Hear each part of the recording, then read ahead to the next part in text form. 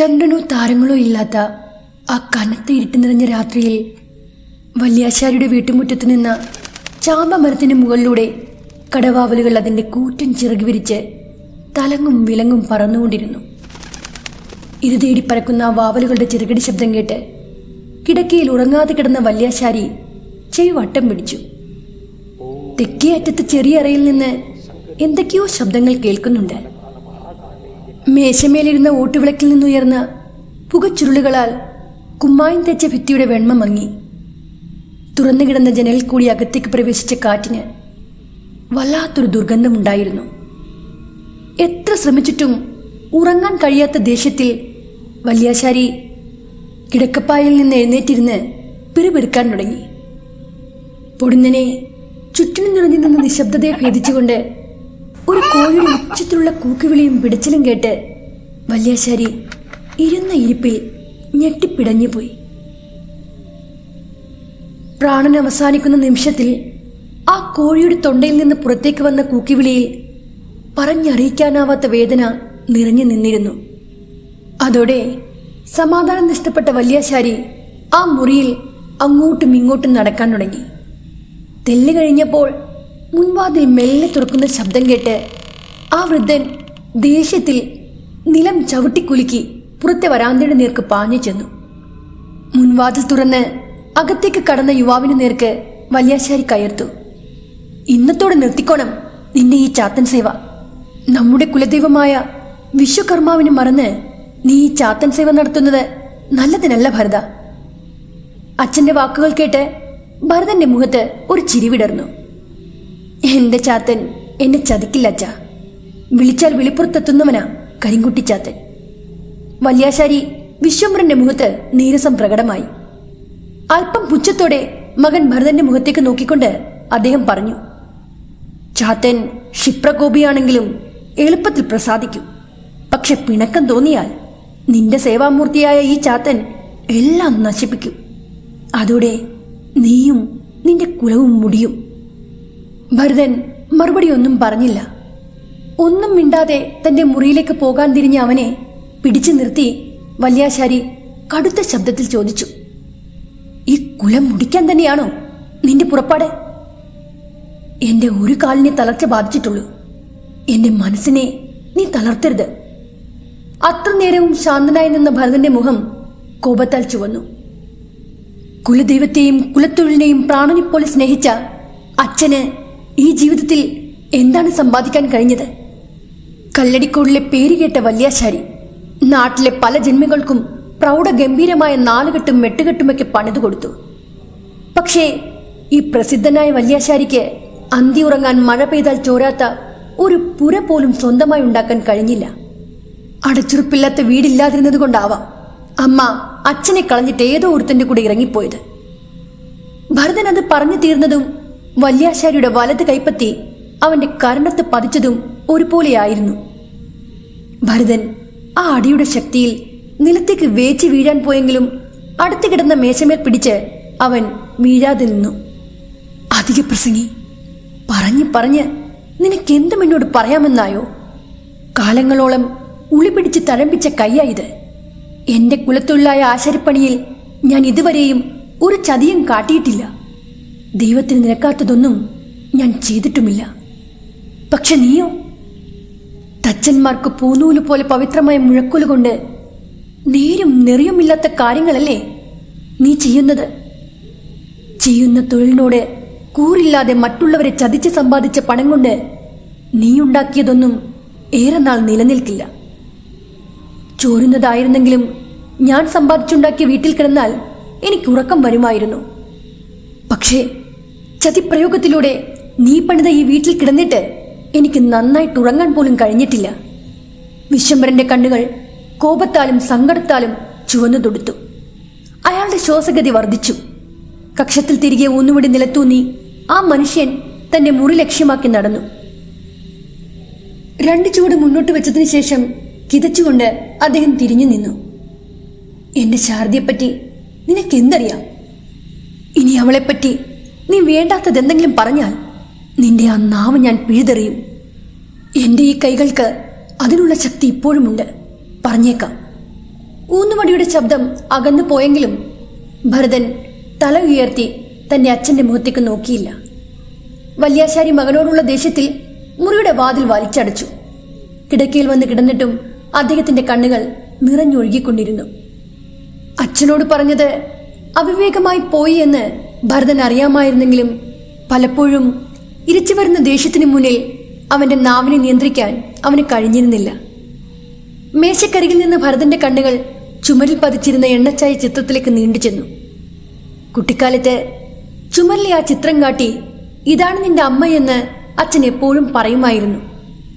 അന്നൊക്കെ ആ അമ്മയെ കാണാൻ വല്ലാത്ത കൊതിയായിരുന്നു. പക്ഷെ വളർന്നു കഴിഞ്ഞപ്പോൾ ആ അമ്മയെക്കുറിച്ച് നാട്ടുകാർ ഓരോന്നും പറഞ്ഞു കേൾപ്പിക്കാൻ തുടങ്ങി.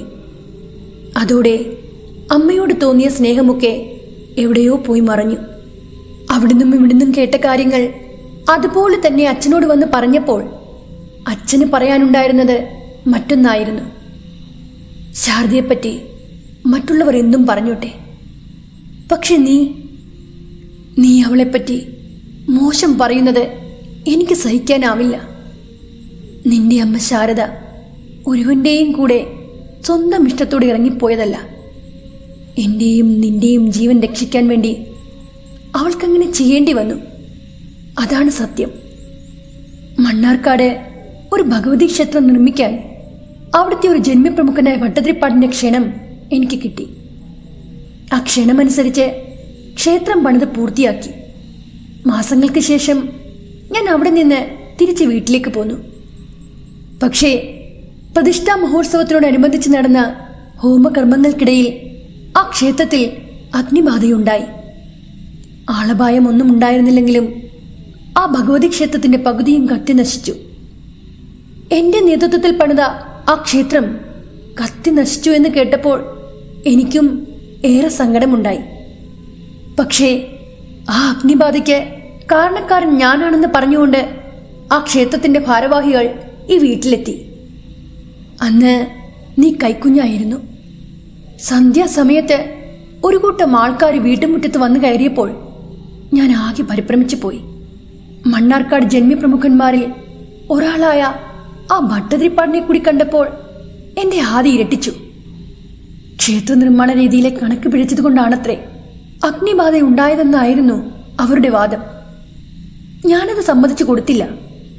എനിക്ക് അങ്ങനെ ഒരു പിഴവും സംഭവിച്ചിട്ടില്ല എന്ന് ഞാൻ ആണയിട്ട് അവരോട് പറഞ്ഞു. പക്ഷേ വന്നവർ അതൊന്നും കേൾക്കാൻ കൂട്ടാക്കിയില്ല. അവരെല്ലാവരും ചേർന്ന് എന്റെ വലത് കാൽ തല്ലിയൊടിച്ചു. അന്ന് തളർന്നു പോയതാ എന്റെ ഈ കാൽ.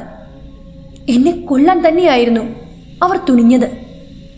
എന്റെ കരച്ചിലും ബഹളവും കേട്ട് ശാരദ കൈക്കുഞ്ഞുമായി മുറ്റത്തേക്ക് ഇറങ്ങി വന്നു. പാതി ജീവനായി കിടന്ന എന്റെ മുന്നിൽ വെച്ച് ശാരദ അവരുടെ കാല് പിടിച്ചു. എന്റെ ജീവനു വേണ്ടി അവൾ അവർക്ക് മുന്നിൽ ഇടന്നു. അവസാനം കുഞ്ഞായിരുന്ന നിന്നെ എന്റെ അരികിൽ ഉപേക്ഷിച്ച് ശാരദ അവരോടൊപ്പം ഇറങ്ങിപ്പോയി. ആ ഭട്ടതിരിയുടെ ആവശ്യപ്രകാരമായിരുന്നു അവൾ അങ്ങനെ ചെയ്തത്. എനിക്ക് ആ സമയം ബോധമുണ്ടായിരുന്നെങ്കിൽ ഞാനതിനൊരിക്കലും സമ്മതിക്കില്ലായിരുന്നു. ഒരുപക്ഷെ അവരെല്ലാവരും ചേർന്ന് എന്നെ കൊന്നേനുമായിരുന്നു. എന്നാലും എനിക്ക് ബോധമുണ്ടായിരുന്നെങ്കിൽ ഞാൻ ശാരദയെ തടഞ്ഞേനുമായിരുന്നു. അന്ന് ജന്മിപ്രമുഖന്മാരോടൊപ്പം ഇറങ്ങിപ്പോയ എന്റെ ശാരദ പിന്നീട് ഒരിക്കലും തിരിച്ചു വന്നില്ല. നേരെ മിട്ടി വെളുക്കുന്നതിന് മുമ്പേ വഴിയരികിലുള്ള ഏതോ ഒരു വൃക്ഷത്തിൽ അവളുടെ ശരീരം തൂങ്ങി നിൽക്കുന്നു എന്ന് നാട്ടുകാർ പറഞ്ഞ ഞാൻ അറിഞ്ഞത്. അവൾ പോയി. എന്റെ ജീവന് വേണ്ടി ശാരദ ആ ദുഷ്ടന്മാർക്കായി അവളുടെ മാനം വിറ്റു. അവരവളെ കൊന്ന് കെട്ടിത്തൂക്കിയതാണോ അതോ അവരെല്ലാവരും ചേർന്ന് അവളെ നശിപ്പിച്ചതിന്റെ ദുഃഖത്തിൽ അവൾ സ്വയം ജീവനൊടുക്കിയതാണോ എന്നൊന്നും എനിക്കറിയില്ല. പക്ഷേ ഒരു കാര്യം ഞാൻ അന്വേഷിച്ച് കണ്ടെത്തി. ആ ക്ഷേത്രത്തിന് ഹോമകുണ്ടത്തിൽ നിന്നല്ല അഗ്നിബാധയേറ്റത്. ഭഗവതിയുടെ വിലമതിക്കാനാവാത്ത തിരുവാഭരണങ്ങളും സ്വർണ്ണച്ചിലമ്പും അപഹരിക്കാൻ അവരെല്ലാവരും ചേർന്ന് നടത്തിയ ഒരു നാടകം മാത്രമായിരുന്നു അതെല്ലാം. പണവും കയ്യൊക്കുമുള്ളെടുത്ത് ഒരു തച്ചന്റെ വാക്കിന് ഒരു വിലയുമില്ലെന്ന് ഞാനൊന്നും മനസ്സിലാക്കി. നിന്നെക്കുറിച്ചോർത്ത പിന്നീട് ഞാൻ അതിന് പിന്നാലെയൊന്നും പോകാഞ്ഞത്. അല്ലെങ്കിൽ ജീവൻ പോയാലും ഞാൻ ഈ സത്യം എല്ലാവരോടുമായി വിളിച്ചു പറഞ്ഞേനും. എന്തായാലും ആ പാപികൾക്ക് അവർ ചെയ്തു കൂട്ടിയ തെറ്റിന്റെ ശിക്ഷ കിട്ടി. ക്ഷേത്രം തീവച്ച് നശിപ്പിച്ച് ഭഗവതിയുടെ തിരുവാഭരണങ്ങൾ മോഷ്ടിച്ച അവരെല്ലാം വസൂരി വന്നാ മരിച്ചത്. ആരും നോക്കാനില്ലാതെ, ഒരു തുള്ളി വെള്ളം പോലും ഇറക്കാനാവാതെ പുഴുത്ത് പുഴുത്ത് അവർ ഓരോന്നായി മരണമടഞ്ഞു. ഭഗവതിയുടെ ശാപവും ശാരദയുടെ പ്രാക്കും കൊണ്ട് തന്നെയാ അവരെല്ലാം ആ വിധം മരിച്ചത്. പക്ഷേ ഇന്നും നാട്ടുകാർ പറഞ്ഞു നടക്കുന്നത് ശാരദ ആരുടെയോ ഒപ്പം ഇറങ്ങിപ്പോയതാണെന്നും പിടിക്കപ്പെട്ടതിന്റെ ദുഃഖത്തിൽ അവൾ തൂങ്ങിച്ചത്തതാണെന്നുമാ. ആരെന്ത് വേണമെങ്കിലും പറഞ്ഞോട്ടെ, പക്ഷെ സത്യം അതെനിക്കറിയാമല്ലോ. അന്ന് അച്ഛൻ പറഞ്ഞ കാര്യങ്ങൾ ഭരതൻ ഓർത്തെടുത്തു. എല്ലാ സത്യങ്ങളും അറിയാമെങ്കിൽ കൂടിയും ചിലപ്പോഴൊക്കെ അടക്കാനാവാത്ത ദേഷ്യത്തിൽ അച്ഛൻ്റെ വായടക്കാൻ നാട്ടുകാർ പറഞ്ഞു നടക്കുന്നതൊക്കെ നാവിൽ നിന്ന് വീണു പോകും. കുറ്റബോധത്താൽ ഭരതൻ കിടക്കയിൽ തിരിഞ്ഞും മറിഞ്ഞും കിടന്നു. അടുത്ത ദിവസവും അതിരാവിലെ തന്നെ ഭരതൻ തന്റെ സേവാമൂർത്തിയെ വണങ്ങി പൂജാകർമ്മങ്ങൾ പൂർത്തിയാക്കി അറയിൽ നിന്ന് പുറത്തിറങ്ങി. ആ സമയം മുറ്റത്തെ വരാന്തയിൽ 2-3 പേർ നിൽക്കുന്നതായി അവന്റെ ശ്രദ്ധയിൽപ്പെട്ടു. അച്ഛൻ അവരോട് എന്തൊക്കെയോ പറയുന്നുണ്ട്. കാര്യം എന്താണെന്നറിയാൻ ഭരതൻ തിടുക്കത്തിൽ അവിടെ എത്തി. ഭരതനെ കണ്ടപ്പോൾ വിശ്വംഭരൻ വന്നവരോടായി അല്പം കടുത്ത ശബ്ദത്തിൽ പറഞ്ഞു, തച്ചന്മാർ വേറെയും ഉണ്ടല്ലോ, നിങ്ങൾ അവരെ ചെന്ന് കാണൂ. കാല് വയ്യാത്തതിനാൽ ഞാനിപ്പോൾ അധികം ദൂരോട്ടൊന്നും പോകാറില്ല. ഭരതൻ അരബത്തിയിൽ ഇരുന്നവരെ മാറി മാറി നോക്കി. ആരെയും കണ്ട് പരിചയമില്ല. മൂവരും പൂനൂല് ധരിച്ചിട്ടുണ്ട്. നെറ്റിയിൽ നീളത്തിൽ ചന്ദനക്കുറികളുമുണ്ട്. ഭരതനെ അവിടെ കണ്ടപ്പോൾ മൂവരിൽ ഒരുവൻ പറഞ്ഞു, വല്യാശാരിക്ക് വരാൻ കഴിയില്ലെങ്കിൽ ഞങ്ങൾ നിർബന്ധിക്കുന്നില്ല. പക്ഷേ വിശ്വംഭരന്റെ ആ കഴിവ് മകനും ഉണ്ടാകുമല്ലോ. അയാൾ പോന്നോട്ടെ. ഇല്ലമൊന്ന് മോടി പിടിപ്പിക്കണം. 1-2 മുറികൾ പുതിയതായി പണിയണം. വിശ്വംഭരൻ മുന്നിൽ നിൽക്കുന്ന തന്റെ മകനെ നോക്കി. ശേഷം അവിടെ ഇരുന്നവരോടായി പറഞ്ഞു, ഇത്ര വലിയ പണികളൊന്നും ഭരതൻ ഇതുവരെ ഏറ്റെടുത്തിട്ടില്ല. ഞാൻ പറഞ്ഞല്ലോ, നിങ്ങൾ മറ്റാരെയെങ്കിലും ചെന്ന് കാണാൻ. വിശ്വംഭരന്റെ മറുപടി കേട്ട് തലമൂത്ത ആ മനുഷ്യൻ ഇത്തിരി നീരസത്തോടെ പറഞ്ഞു, വല്യാശാരി എന്തിനാ ഇത്ര വാശി പിടിക്കുന്നത്? ആരികത്തില്ലക്കാര് ഒട്ടും മോശമല്ലെന്ന് താങ്കൾക്കറിയാമല്ലോ. പണം എത്ര വേണമെങ്കിലും തരാൻ ഞങ്ങൾ തയ്യാറാ. താങ്കളെപ്പോലെ കേമനായ തച്ചനെ ഞങ്ങൾ എവിടെ പോയി തപ്പി കണ്ടെത്താന്? പണത്തിന്റെ കാര്യം കേട്ടപ്പോൾ അതുവരെ മിണ്ടാതിരുന്ന ഭരതൻ അവരോട് ചോദിച്ചു, എന്താ കാര്യം? നിങ്ങൾ എവിടുന്നാ വരുന്നത്?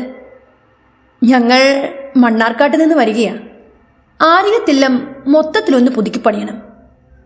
അല്പമൊന്ന് ആലോചിച്ച് നിന്നതിന് ശേഷം ഭരതൻ അവരോട് പറഞ്ഞു, ഞാൻ വരാൻ തയ്യാറാ. പക്ഷെ പണത്തിന്റെ കാര്യത്തിൽ ഒരു വിട്ടുവീഴ്ചയും പാടില്ല. കാരണം അവരുടെ മുഖം തെളിഞ്ഞു. അയാൾ വിജയഭാവത്തിൽ മുന്നിൽ നിൽക്കുന്ന വിശ്വംഭരനെ ഒന്ന് നോക്കി. വല്യാശാരിയുടെ അല്ലേ മകൻ, അതുകൊണ്ട് ഇയാളുടെ തൊഴിലിൽ ഞങ്ങൾക്ക് സംശയമൊന്നുമില്ല. എന്നാൽ പിന്നെ നാളെ തന്നെ ആയിരത്തില്ലത്തേക്ക് പോന്നോളൂ. എൻ്റെ ഒരു സന്തോഷത്തിന് ഇതിരിക്കട്ടെ. കാരണം അവർ കുറച്ച് പുത്തൻ നോട്ടുകൾ ഭരതന്റെ കയ്യിൽ വെച്ചു കൊടുത്തിട്ട് അവിടെ നിന്ന് മടങ്ങിപ്പോയി. വിശ്വംഭരന്റെ മുഖം ദേഷ്യം കൊണ്ട് ചുവന്നു തൊടുത്തു. ഞാൻ തടസ്സം പറഞ്ഞിട്ടും നീ എന്തിനാ ഈ ജോലി ഏറ്റെടുക്കാൻ പോയത്? ജോലി ചെയ്യാതെ വീട്ടിൽ കുത്തിയിരുന്നാൽ എങ്ങനെയാ പണമുണ്ടാക്കാനാവുക? എത്ര നാളുകൾക്ക് ശേഷമാ ഇങ്ങനെ വലിയൊരു അവസരം ഒത്തുവന്നിരിക്കുന്നത്. എനിക്കിത് കണ്ടില്ലാന്ന് നടിക്കാൻ കഴിയില്ല. ഞാനിപ്പോൾ എന്തൊക്കെ പറഞ്ഞാലും നീ ഈ ജോലി വേണ്ടെന്ന് വെക്കില്ല എന്നെനിക്കറിയാം. അതുകൊണ്ട് ഒരു കാര്യം നീ മനസ്സിൽ വെച്ചോ, അവന്മാർ ചതിയന്മാരാ. അവർ നിന്നെ ചതിക്കും. ചതിയെ ചതി കൊണ്ട് നേരിടാൻ എനിക്കറിയാം. അച്ഛൻ അതോർത്ത് വിഷമിക്കണമെന്നില്ല. ഭരതൻ പണവും എണ്ണിക്കൊണ്ട് അടുത്ത പുലർച്ച ഭരതൻ പതിവുള്ള പൂജയും പ്രാർത്ഥനയും കഴിഞ്ഞ് ആരികത്തില്ലത്തേക്ക് പോകാൻ തയ്യാറായി. തന്റെ പണിയായുധങ്ങൾ സഞ്ചിയിൽ എടുത്തു വെച്ചുകൊണ്ട് അവൻ ഇറയത്തേക്ക് ഇറങ്ങാൻ ഒരുങ്ങിയതും വല്യാശാരി അവനെ പിന്നിൽ നിന്ന് വിളിച്ചു. അദ്ദേഹം പൂജാമുറിയിലിരുന്ന മുഴക്കോൽ തൊട്ട് നമസ്കരിച്ചതിന് ശേഷം അത് ഭരതന്റെ കയ്യിലേക്ക് കൊടുത്തുകൊണ്ട് പറഞ്ഞു, ഇതാ, ഇന്നു മുതൽ നീ ഇത് കയ്യിൽ വെച്ചോളൂ. എന്തൊക്കെ വന്നാലും നമ്മുടെ കുലത്തൊഴിലിൽ നീ ചതിയൊന്നും കാട്ടരുത്. ഭരതൻ ആ മുഴക്കോൽ ഏറ്റുവാങ്ങി തിരിഞ്ഞു നോക്കാതെ ആ വീടിന്റെ പടിയിറങ്ങി. ഒരു വാക്കുപോലും മിണ്ടാതെ പടിയിറങ്ങിപ്പോയ ഭരതനെയും നോക്കി വിശ്വംഭരൻ വരാന്തയിൽ അനങ്ങാതെ അങ്ങനെ നിന്നു. വെയിലും മൂക്കുന്നതിനു മുമ്പേ ആരികത്തില്ലത്തെത്തണമെന്ന ഒറ്റ ഉദ്ദേശത്തിൽ ഭരതൻ മുന്നോട്ട് നടന്നു. പാതി വഴി പിന്നിട്ടപ്പോൾ ഒരു കാളവണ്ടി അവന്റെ മുന്നിൽ വന്നു പെട്ടു. ഭരതന്റെ പിന്നീടുള്ള യാത്ര അതിലായിരുന്നു. ഉച്ചവെയിലിന് ചൂടേറുന്നതിന് മുമ്പ് തന്നെ കൂറ്റൻ ചുറ്റുമതിലിനോട് ചേർന്നുള്ള വലിയൊരു പടിപ്പുര കമാനത്തിന് മുന്നിൽ ആ കാളവണ്ടി മണികിലുക്കി നിന്നു. ഭരതൻ തന്റെ ആയുധ സഞ്ചിയും കയ്യിലെടുത്ത് പടിപ്പുര കടന്നതും 19-56 വയസ്സ് തോന്നിക്കുന്ന വെളുത്തൽപ്പം തടിച്ച ഒരാൾ അവൻ അരികിലേക്ക് നടന്നു വന്നു. ഭരതനെ അടിമുടിയൊന്ന് നോക്കിയതിന് ശേഷം ആ മനുഷ്യൻ അവനോട് ഉച്ചത്തിൽ പറഞ്ഞു, അവിടെ നിൽക്ക്. നീ ആരാ? എവിടുന്നാ വരുന്നത്? ഭരതൻ തന്റെ മുന്നിൽ വന്നു നിന്ന ആ മനുഷ്യനെ കണ്ണുകൾ കൊണ്ടൊഴിഞ്ഞു. നരച്ചു തുടങ്ങിയ നീലൻ മുടിയിഴകൾ ഒരു വശത്തെ കൊതുക്കി കുടുമി കെട്ടിയിട്ടുണ്ട്. കഴുത്തിലെ സ്വർണ്ണ മുത്തുമണിമാല പൊക്കിളം കഴിഞ്ഞ് നീണ്ടു കിടക്കുന്നു. കൈവിരലുകൾ പലതിലും കല്ല് പതിച്ച തടിച്ച സ്വർണ്ണമോതിരങ്ങൾ. വീർത്ത കുടവയറും തടവിക്കൊണ്ടു നിന്ന ആ മനുഷ്യനോട് ഭരതൻ പറഞ്ഞു, ഈ ഇല്ലമൊന്ന് മൂടി പിടിപ്പിക്കണമെന്ന ആവശ്യവുമായി 2-3 പേർ എന്നെ സമീപിച്ചിരുന്നു. ഓ, അപ്പോൾ തച്ചനാണല്ലേ? അങ്ങനെ ചോദിച്ചതിനോടൊപ്പം തന്നെ ആ മനുഷ്യന്റെ നോട്ടം ഭരതന്റെ കയ്യിലിരുന്ന മുഴക്കോലിൽ തങ്ങി നിന്നു. പിന്നീട് ഒരു ചെറു ചിരിയോടെ അയാൾ പറഞ്ഞു, തന്റെ കയ്യിൽ ഈ മുഴക്കോൽ ഉണ്ടായിരുന്നത് ഭാഗ്യം. അല്ലായിരുന്നെങ്കിൽ തച്ചന്മാർക്കും ഞങ്ങളെപ്പോലുള്ളവരിൽ നിന്ന് 68 അടി ദൂരമാ കൽപ്പിച്ചിരിക്കുന്നത്. അയാളുടെ ആ സംസാരം ഭരതനിൽ ഒരു പരിഹാസച്ചിരിയുണ്ടാക്കി. തച്ചന്മാർക്കും സംസ്കൃതജ്ഞാനമുണ്ട്. തച്ചുശാസ്ത്രവും വാസ്തുശാസ്ത്രവും മനപ്പാടമാക്കിയവരാ ഞങ്ങൾ. അങ്ങനെയുള്ള ഞങ്ങളെ ആചാര്യനെന്ന് വിളിക്കാൻ മടിയുള്ളത് കൊണ്ടല്ലേ ആശാരിയെന്ന് നിങ്ങൾ വിളിച്ചു തുടങ്ങിയത്? ഭരതന്റെ വാക്പയറ്റ് അയാൾക്കൊട്ടും പിടിച്ചില്ല.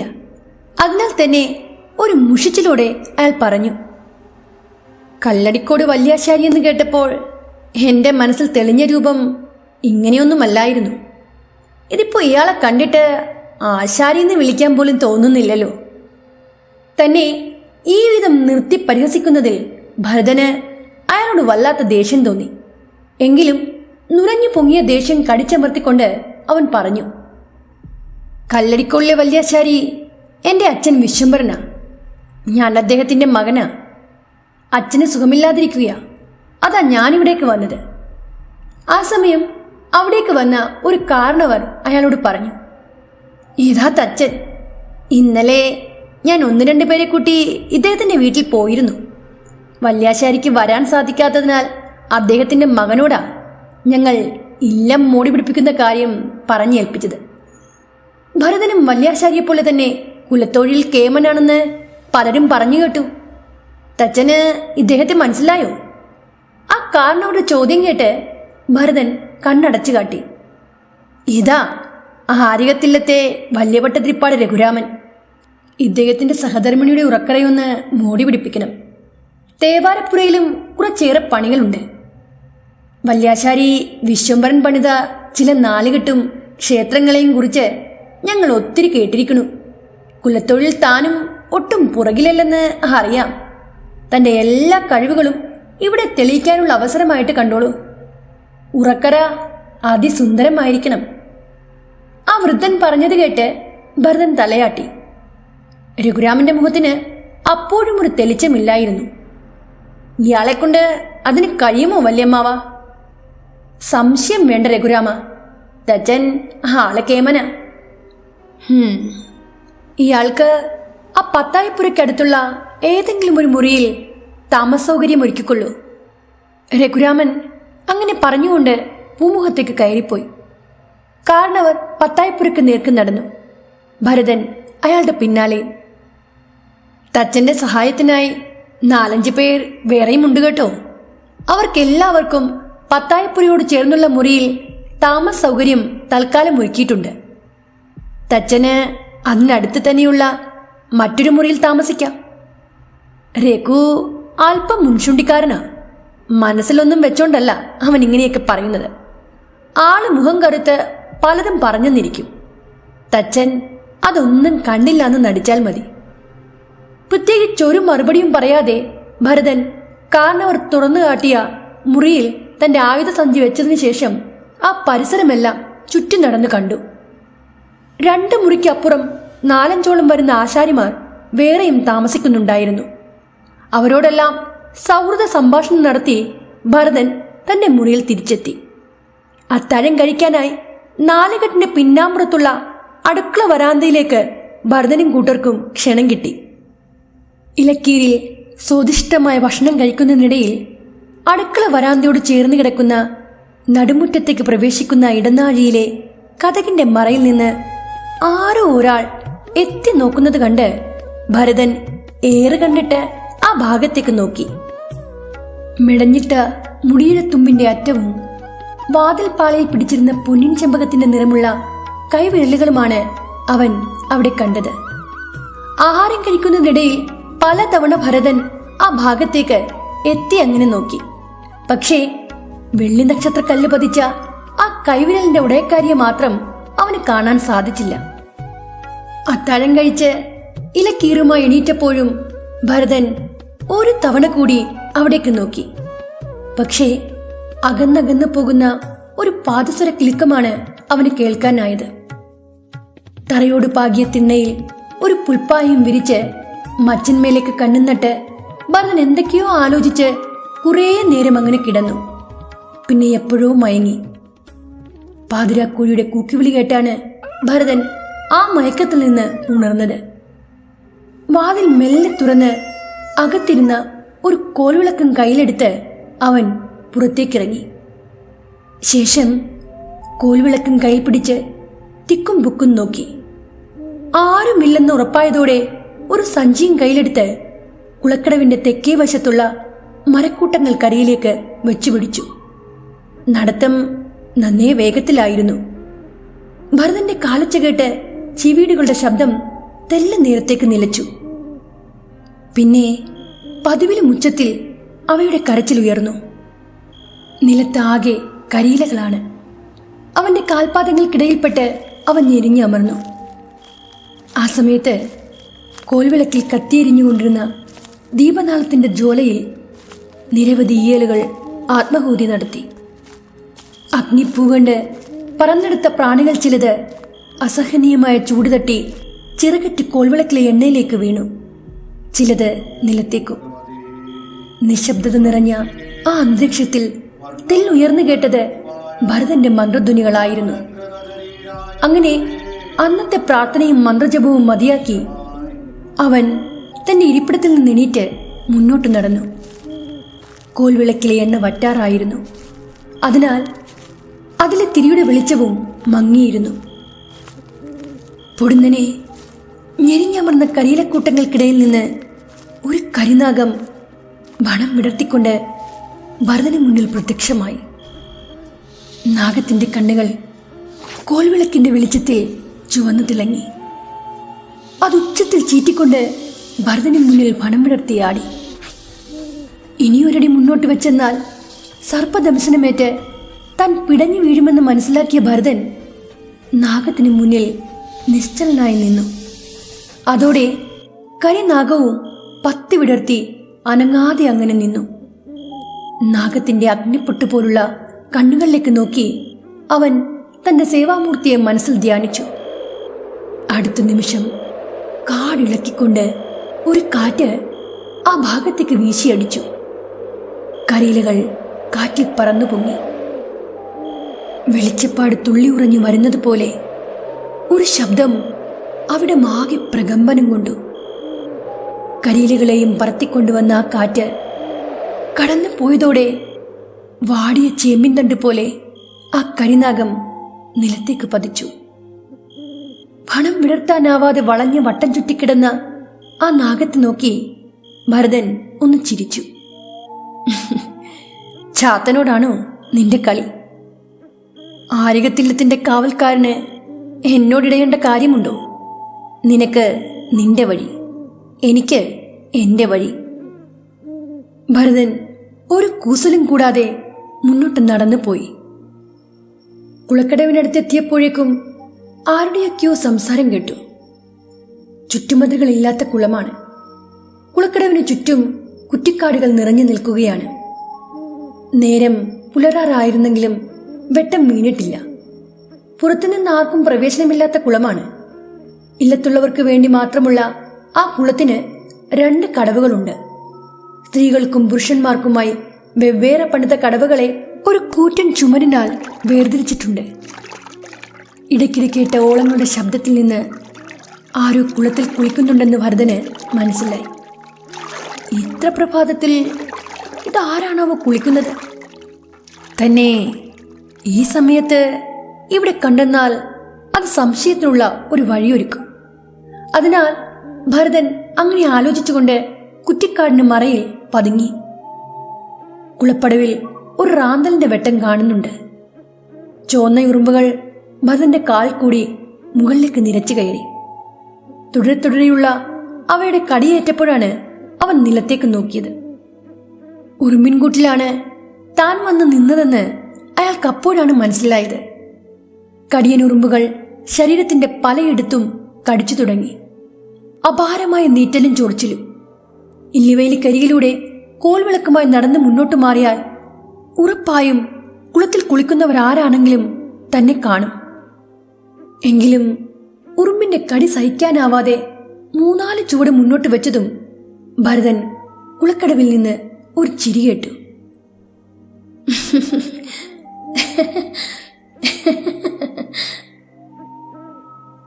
ആ ചിരി അവനെ വല്ലാതെ ആകർഷിച്ചു. ഉറുമ്പിൻ കൂട്ടങ്ങളെ ചവിട്ടി തേച്ചുകൊണ്ട് ഭരതൻ കുറ്റിക്കാടിനുള്ളിലേക്ക് മാറി നിന്നു. കാട്ടുവള്ളികൾ കാഴ്ച മറച്ചിരിക്കുകയാണ്. കോൽവിളക്ക് നിലത്തേക്ക് വെച്ച് വള്ളികൾ മെല്ലെ മാറ്റിക്കൊണ്ട് പടവുകൾ നിറഞ്ഞ കടവിലേക്ക് ഭരതൻ ഏന്തി വലിഞ്ഞു നോക്കി. പടവിലിരിക്കുന്ന റാന്തൽ വിളക്കിനരികിൽ ഒരു വൃദ്ധയായ സ്ത്രീ കുളത്തിലേക്ക് നോക്കി കുത്തിയിരിക്കുന്നുണ്ട്. കുളത്തിലെ വെള്ളത്തിൽ നീന്തി തുടിക്കുന്നയാളെ ആ മുത്തശ്ശി ഇടയ്ക്കിടെ ശകാരിക്കുന്നുണ്ട്. കൽപ്പടവിലിരുന്ന റാന്തലിന്റെ വെട്ടത്തിൽ അവിടുത്തെ കാഴ്ചകൾ നന്നേ വ്യക്തമായി തന്നെ കാണുന്നുണ്ട്. ഓളപ്പരപ്പിനെ ആകെ ഇളക്കി മറിച്ചുകൊണ്ട് പൊടുന്നനെ ഒരാൾ വെള്ളത്തിന് മുകളിലേക്ക് ഉയർന്നു വന്നു. നനഞ്ഞ നീലൻമുടി ഉച്ചിയിലേക്ക് ചുറ്റിക്കെട്ടിക്കൊണ്ടു നിന്ന ആ രൂപത്തെ ഭരതൻ കണ്ണടക്കാതെ നോക്കി നിന്നു. അവളുടെ കൈവിരലിലെ നക്ഷത്രക്കല്ല് പതിച്ച മോതിരം റാന്തലിന്റെ മഞ്ഞവെട്ടത്തിലും മിന്നിത്തിളങ്ങുന്നുണ്ടായിരുന്നു. വെള്ളത്തിൽ നിന്ന് മുങ്ങി നിവർന്ന ആ രൂപത്തിന്റെ ഉടലഴകിൽ ഭരതന്റെ കണ്ണുകൾ തറച്ചു നിന്നു. മാറത്ത് ചുറ്റിക്കെട്ടിയ നേരിയതാകെ നനഞ്ഞൊട്ടി ആ ഉടലിനോട് ചേർന്നു നിന്നു. അത്താഴം കഴിക്കുന്നതിനിടയിൽ അടുക്കള വരാന്തയിലെ വാതിൽപ്പാളിയിൽ താൻ കണ്ട പൊന്നിൻ ചെമ്പകത്തിന്റെ നിറമുള്ള കൈവിരലുകളുടെ ഉടമയാണ് ഈരനുടുത്ത് നിൽക്കുന്നതെന്ന് മനസ്സിലായപ്പോൾ ഭരതൻ കാട്ടുവള്ളികൾ തട്ടിമാറ്റി അല്പം കൂടി മുന്നോട്ട് നീങ്ങി നിന്നു. പക്ഷേ ഈരനുടുത്ത് കൽപ്പടവിലേക്ക് കയറിപ്പോയ ആ പെണ്ണുടൽ അവിടെ എവിടെയോ മറഞ്ഞു. നിരാശയോടെ ഭരതൻ ഇല്ലിവേലിക്കരികിലൂടെ പത്തായപ്പുറക്ക് നേർക്ക് നടന്നു. അപ്പോഴതാ കുളിപ്പുരയിൽ നിന്ന് പിഴിഞ്ഞൂരിയ ഈറൻ തുണികൾ മാറത്തടക്കി പിടിച്ചുകൊണ്ട് കസവ് പുടവ ചുറ്റിയ ഒരു പെണ്ണ് അല്പം നെടുക്കത്തിൽ നടന്നു വരുന്നു. പൊടുന്നനെ ഭരതനെ വഴിയിൽ കണ്ടപ്പോൾ അവൾ ഇരുവരുടെയും കണ്ണുകൾ തമ്മിലിടഞ്ഞു. കോൽവിളക്കിന്റെ വെട്ടത്തിൽ ഭരതൻ ആ പെണ്ണിനെ ആകെ ഒന്ന് നോക്കി. എന്തൊരു ഭംഗിയാണ് അവളെ കാണാൻ. ആ സൗന്ദര്യം പറഞ്ഞറിയിക്കാൻ വാക്കുകളില്ല. ഈറനായ മുടിത്തുമ്പിൽ നിന്ന് വീണ വെള്ളത്തുള്ളികൾ കസവ് പുടവയെ ഈറനാക്കി. ചമയങ്ങളൊന്നുമില്ലാഞ്ഞിട്ടും അവളുടെ മുഖം അമ്പിളിക്കല പോലെ തിളങ്ങി. ചുവന്നു തുടുത്ത അതരങ്ങൾക്ക് മുകളിൽ കണ്ട കറുത്ത പൊട്ടുപോലെയുള്ള മറുക് അവളുടെ മുഖകാന്തിയെ അതീവ സുന്ദരമാക്കിയിരുന്നു. 17-18 വയസ്സ് പ്രായം തോന്നിച്ച ആ പെൺകുട്ടി പരിഭ്രമത്തോടെ ഭരതനെ മറികടന്ന് മുന്നോട്ട് നീങ്ങി. അളവുകളെല്ലാം കൃത്യമായ വെണ്ണക്കൽ വിഗ്രഹം പോലെയുള്ള അവളുടെ ഉടലഴക് ഭരതന്റെ കണ്ണുകളെ വല്ലാതെ ആകർഷിച്ചു. റാന്തരി വിളക്കുമായി മുന്നേ നടന്ന മുത്തശ്ശി ഇതിനകം പടിഞ്ഞാറ്റിനിയുടെ പിന്നിലെ വാതിൽ തുറന്ന് അകത്തേക്ക് പ്രവേശിച്ചു കഴിഞ്ഞിരുന്നു. ആ പെൺകുട്ടിയെ കാണാതായത് കൊണ്ടാവാം അവർ അവിടെ നിന്ന് ഉച്ചത്തിൽ വിളിച്ചു പറഞ്ഞു, ദേവപ്രഭേ, വേഗം പോന്നോളൂ ഇങ്ങട്. ഭഗവതി അറയിൽ വിളക്ക് തെളിയിക്കാൻ താമസിക്കരുതേ. ഇതാ വരുന്നു മുത്തശ്ശി. പടിഞ്ഞാറ്റിയുടെ പിന്നാമ്പുറത്തു നിന്ന പവിഴമുല്ലയിൽ പടർന്നു കയറിയ നീല ശംഖുപുഷ്പങ്ങൾ ഒരു ഇലക്കീറിലേക്ക് പറിച്ചെടുക്കുന്നതിനിടയിലും അവൾ തിരിഞ്ഞ് ഭരതനെ നോക്കുന്നുണ്ടായിരുന്നു. പരിഭ്രമം കൊണ്ടാവാം ആ പെണ്ണ് ഇടയ്ക്ക് വേച്ച് വീഴാനും പോയി. വാതിൽപ്പടിയിലിരുന്ന കിണ്ടിയിലെ വെള്ളം കൊണ്ട് പാദം കഴുകി അവൾ അകത്തേക്ക് കയറിപ്പോയി. ആ പെൺകുട്ടി കണ്ണിൽ നിന്ന് മറഞ്ഞപ്പോൾ മനസ്സ് ശൂന്യമായതുപോലെ ഭരതന് തോന്നി. തന്റെ മുറിക്കപ്പുറമുള്ള മുറിയിൽ നിന്ന് വർത്തമാനവും ചിരിയുമൊക്കെ കേൾക്കുന്നുണ്ട്. തനിക്ക് സഹായമായി വിളിച്ചു വരുത്തിയിരിക്കുന്ന ആശാരിമാരെല്ലാം ഉണർന്നു കഴിഞ്ഞിരിക്കുന്നു. വെട്ടം വീണു തുടങ്ങിയിരിക്കുന്നു. അണഞ്ഞുപോയ കോൽവിളക്ക് ഇറിയത്തേക്ക് വെച്ച് ഭരതൻ അല്പനേരം അവിടെ ഇരുന്നു. ദേവപ്രഭ, പേര് പോലെ തന്നെ ദേവിയുടെ പ്രഭയുള്ള ആ മുഖം, നീണ്ട കൺവീലികളുള്ള തിളക്കമാർന്ന വിടർന്ന കറുത്ത കണ്ണുകളുടെ നോട്ടം ഭരതന്റെ മനസ്സിൽ മായാതെ അങ്ങനെ നിന്നു. പ്രാതലിന് ശേഷം കാരണവർ ഭരതനെയും കൂട്ടരെയും നാലുകെട്ടിനുള്ളിലേക്ക് വിളിക്കാൻ വന്നു. ബ്രാഹ്മണ വസതിയിലെ നിർമ്മാണപ്പണികൾ ഏറ്റെടുക്കുമ്പോൾ തച്ചന്മാർ താൽക്കാലികമായി പൂനൂൽ ധരിക്കാറുണ്ട്. ഒരാവർത്തി കൂടി കുളിച്ച് ശുദ്ധനായി തന്റെ നെഞ്ചിലെ പൂനൂൽ നേരെയാക്കി പണിയായുധങ്ങൾ അടങ്ങിയ സഞ്ചിയും മുഴക്കോലും കയ്യിലെടുത്ത് ഭരതൻ നാലുകെട്ടിന്റെ പിന്നാമ്പുറത്തുള്ള പ്രവേശന വാതിലിലൂടെ കാരണവരുടെ പിന്നാലെ നാലുകെട്ടിന്റെ അകത്തേക്ക് പ്രവേശിച്ചു. നടുമുറ്റത്ത് നിന്ന് അവൻ മുകളിലേക്ക് നോക്കി. 3 നിലകളിലായി ഉയർന്നു നിൽക്കുന്ന നാലുകെട്ട്. തറയോട് പാകിയ വലിയ നടുത്തളത്തിന് നടുവിൽ ഒരു തുളസിത്തറയും ചെത്തിക്കൂട്ടവും പൂത്തു നിന്നിരുന്നു. വീതിയേറിയ വരാന്തകൾ. വടക്കേ കോലായിലൂടെ ചെറിയ ഗോവണിപ്പടി കയറി കാരണവർ മുകളിലത്തെ നിലയിലേക്ക് കയറിപ്പോയി. ചുറ്റുമുള്ള കാഴ്ചകൾ കണ്ടുകൊണ്ട് ഭരതനും അയാളെ അനുഗമിച്ചു. വീതി കുറഞ്ഞ തടിഗോവണിയാണ്. ഭിത്തിയുടെ കോണിനോട് ചേർന്ന് നിർമ്മിച്ച ആ ഗോവണിക്ക് മുന്നിലായി വലിയൊരു ജനാല. ആ ജനാലിലൂടെ പാറി വന്ന പടിഞ്ഞാറൻ കാറ്റ് അവിടെ മാകെ ഒരു സുഖമുള്ള തണുപ്പ് നിറച്ചു. ഒരു ഇളംതിണ്ണയ്ക്ക് ശേഷം വീണ്ടും ഒരു ഗോവണി ഉണ്ടായിരുന്നു. ജനലിനരികിൽ നിന്ന് നോക്കിയാൽ പത്തായപ്പുരയും കുളക്കടവും വെടിപ്പായി കാണാമായിരുന്നു. ആ ഇളംതിണ്ണയിൽ നിന്ന് ഭരതൻ ഗോവണിയിലേക്ക് കാലെടുത്ത് വെച്ചതും ഒരാൾ പാഞ്ഞവിടെ കോടി വന്നതും ഒരുമിച്ചായിരുന്നു. അപ്രതീക്ഷിതമായി തന്റെ മേലേക്കൊരാൾ മറിഞ്ഞു വീണപ്പോൾ ഭരതനും നിയന്ത്രണം വിട്ട് താഴേക്ക് മറിഞ്ഞടിച്ചു വീണു. ഗോവണിപ്പടിയിൽ തലയടിച്ചെങ്കിലും ഒരുവിധം നിലത്തുനിന്ന് പിടഞ്ഞുനീറ്റ് അവൻ തന്റെ മേലേക്ക് വീണയാളെ പിടിച്ചെണീപ്പിച്ചു. അപ്പോൾ മാത്രമാണ് അത് ദേവപ്രഭയാണെന്ന് ഭരതൻ തിരിച്ചറിഞ്ഞത്. എന്ത് ചെയ്യണമെന്നറിയാതെ അവൾ ആകെ പേടിച്ചു നിൽക്കുകയാണ്. ആ വീഴ്ചയിൽ പ്രഭയുടെ മേൽചുണ്ടിലേറ്റ മുറിവിൽ നിന്ന് ചോര കിനിഞ്ഞിറങ്ങി. അവൾ ചുറ്റുപാടും നോക്കിക്കൊണ്ട് തന്റെ ചുണ്ടിൽ നിന്നൊഴുകിയ ചോര തുടച്ചു. ക്ഷമിക്കണം.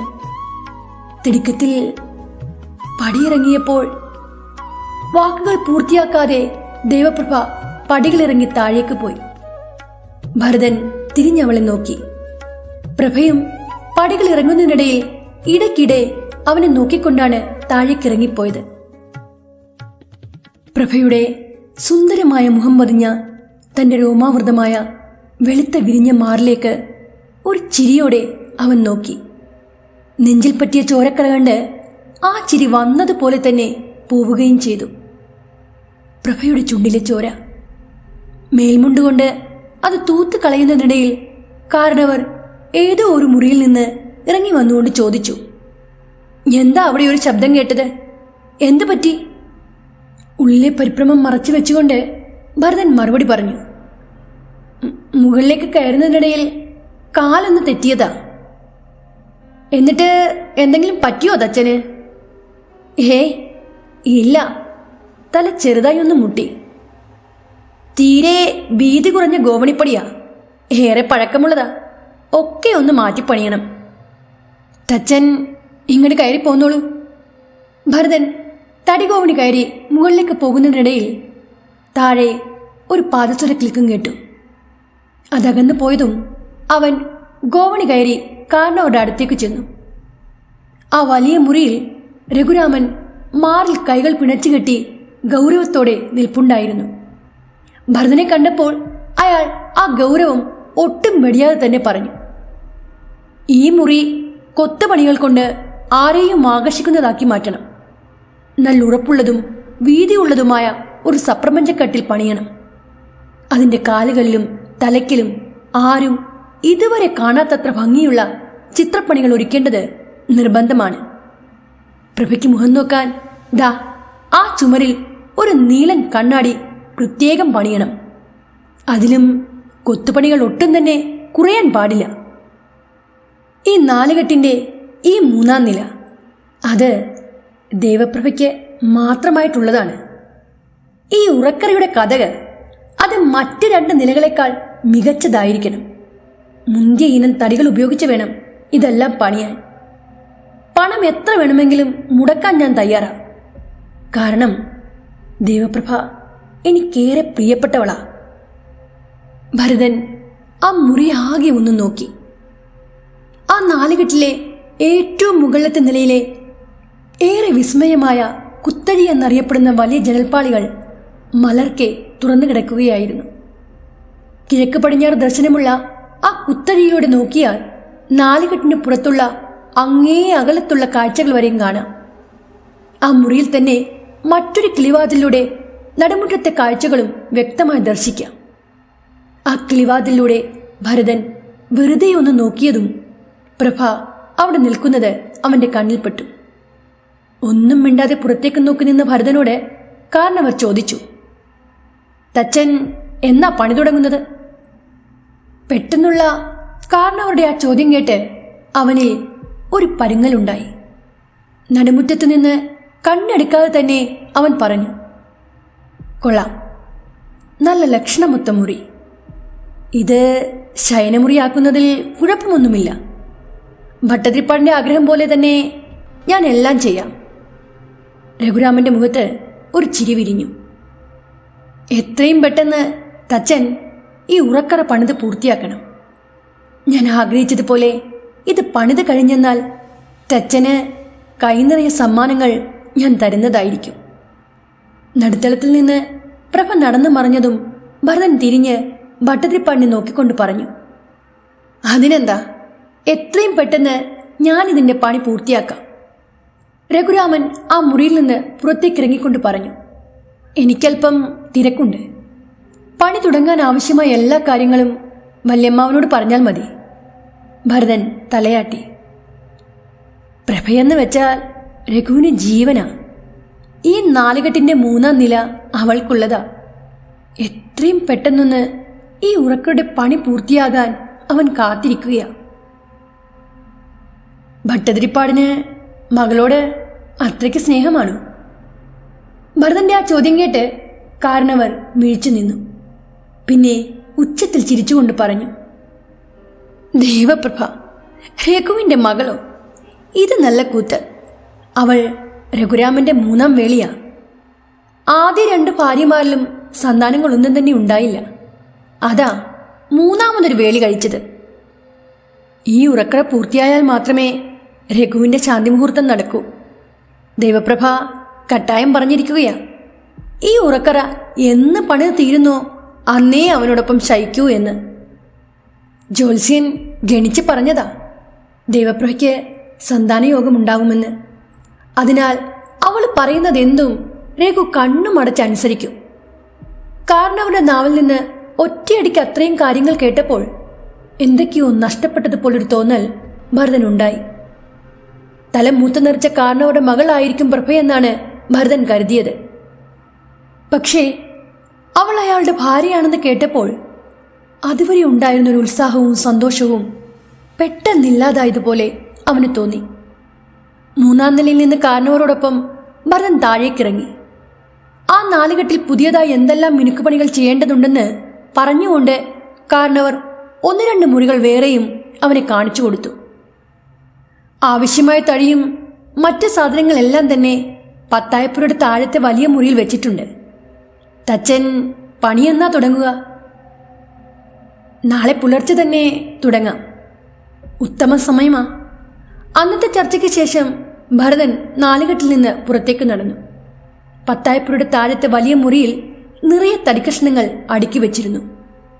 ഈട്ടിയും ചന്ദനവും തമ്പകവും അങ്ങനെ മുന്തീനം തടിയുള്ളികളിൽ ഭരതൻ കൈയോടിച്ചു. ഉറുക്കരയെ മോടി പിടിപ്പിക്കാൻ ഈ ഈട്ടിത്തടികൾ ഉപയോഗിക്കണം. കതകിനും മച്ചിനും ഈ തടിയിൽ കൊത്തുപണികൾ ചെയ്യണം. പിന്നെ സപ്രപഞ്ചക്കട്ടിൽ അത് ചന്ദനത്തടിയിൽ പണിയണം. രഘുവിനൊരു സന്തതി ഉണ്ടായി കാണാൻ എനിക്കും ഏറെ ആഗ്രഹമുണ്ട്. എല്ലാ ലക്ഷണങ്ങളും ഒത്തവളാ ദേവപ്രഭ. ഇരുവരുടെയും പ്രായത്തിൽ നല്ല വ്യത്യാസമുണ്ട്. അവൾക്ക് 18 ആകുന്നതേയുള്ളൂ. രഘുവിന് 56 തികഞ്ഞു. അതൊന്നും വലിയ കാര്യമൊന്നുമല്ല. ഈ നാലുകെട്ടിന്റെ 3-ാം നില തന്നെ പ്രഭയ്ക്ക് മാത്രമുള്ളതാ. ഇനി അവൾക്കൊരു സന്താനമുണ്ടായാൽ ഈ 3-ാം നില മാത്രമല്ല, ഈ നാലുകെട്ട് തന്നെ എന്റെ രഘു അവൾക്ക് കൊടുത്തെന്ന് വരും. കണ്ണിലെ കൃഷ്ണമണി പോലെയാ രഘുരാമൻ അവളെ കൊണ്ടു നടക്കുന്നത്. പക്ഷേ ആ കുട്ടി അല്പം ഇടഞ്ഞാ നിൽപ്പ്. തീരെ ചെറുപ്പമല്ലേ, അതിൻ്റെ ഒരു നെകളിപ്പ. അവളുടെ ആവശ്യപ്രകാരമാ ഉറക്കരുടെ പണി തുടങ്ങുന്നത് തന്നെ. കാരണവർ അങ്ങനെ ഓരോന്നും പറഞ്ഞുകൊണ്ടിരുന്നു. അന്ന് അത്താഴം കഴിക്കാൻ അടുക്കളയുടെ പിന്നാമ്പുറത്തെ വരാന്തയിൽ കാത്തു നിന്നപ്പോഴും ഭരതന്റെ കണ്ണുകൾ പ്രഭയെ തിരഞ്ഞു. പക്ഷേ നിരാശയായിരുന്നു ഫലം. അന്ന് രാത്രിയിലെ സ്വപ്നത്തിലും ദേവപ്രഭയുടെ സുന്ദരമായ മുഖം അവന്റെ മുന്നിൽ അങ്ങനെ തെളിഞ്ഞു വന്നു. എത്ര മറക്കാൻ ശ്രമിച്ചിട്ടും അവളുടെ ആ ചിരിയും കോണിപ്പടി ഇറങ്ങിയപ്പോൾ തന്റെ നെഞ്ചിലേക്ക് അവൾ തട്ടിത്തടഞ്ഞു വീണതുമായ കാര്യങ്ങൾ പലതവണ ഭരതൻ ഓർത്തുപോയി. ആ ഓർമ്മയിൽ അവൻ തന്റെ നെഞ്ചിൽ മെല്ലെ തലോടി. അബദ്ധത്തിലാണെങ്കിലും അവളുടെ ചുണ്ടുകൾ പതിഞ്ഞ മാറി. ആ വീഴ്ചയിൽ പ്രഭയുടെ മുൻപല്ലുകൾ നെഞ്ചിൽ കൊണ്ട് ചെറിയൊരു മുറിപ്പാട് ഏറ്റിരിക്കുന്നു. ചോര പൊടിഞ്ഞുണങ്ങിയ ആ ക്ഷതപ്പാടിൽ വിരലുകൾ ഓടിച്ചപ്പോൾ ഭരതന് വല്ലാത്തൊരു സുഖം അനുഭവപ്പെട്ടു. അന്ന് പുലർച്ചെ ഒരു 3:30 കഴിഞ്ഞപ്പോൾ ആരോ തട്ടി വിളിച്ചതുപോലെ ഭരതൻ പായയിൽ നിന്ന് ചാടി എണീറ്റു. ചുറ്റും നോക്കി. ആ കുടിസുമുറിയുടെ ഒരു കോണിൽ ചെറിയൊരു ബാലൻ നിൽക്കുന്നത് കണ്ട് ഭരതൻ അന്തിച്ചുപോയി. കുട്ടി ആകെ ദേഷ്യത്തിലായിരുന്നു. ഭരതൻ ചാടിപ്പിടഞ്ഞെണീറ്റപ്പോഴേക്കും ആ കുട്ടി വാതിൽ തുറന്ന് ഇരുട്ടിലേക്ക് പാഞ്ഞുപോയി. ആ നിമിഷം സേവാമൂർത്തിയായ കരിങ്കുട്ടിച്ചാത്തന്റെ മുഖം ഭരതന്റെ മനസ്സിൽ തെളിഞ്ഞു. ചാത്തന് വിളക്ക് തെളിയിക്കാനുള്ള പതിവ് സമയം തെറ്റിയെന്നുള്ള കാര്യം അവൻ അപ്പോൾ തന്നെ മനസ്സിലായി.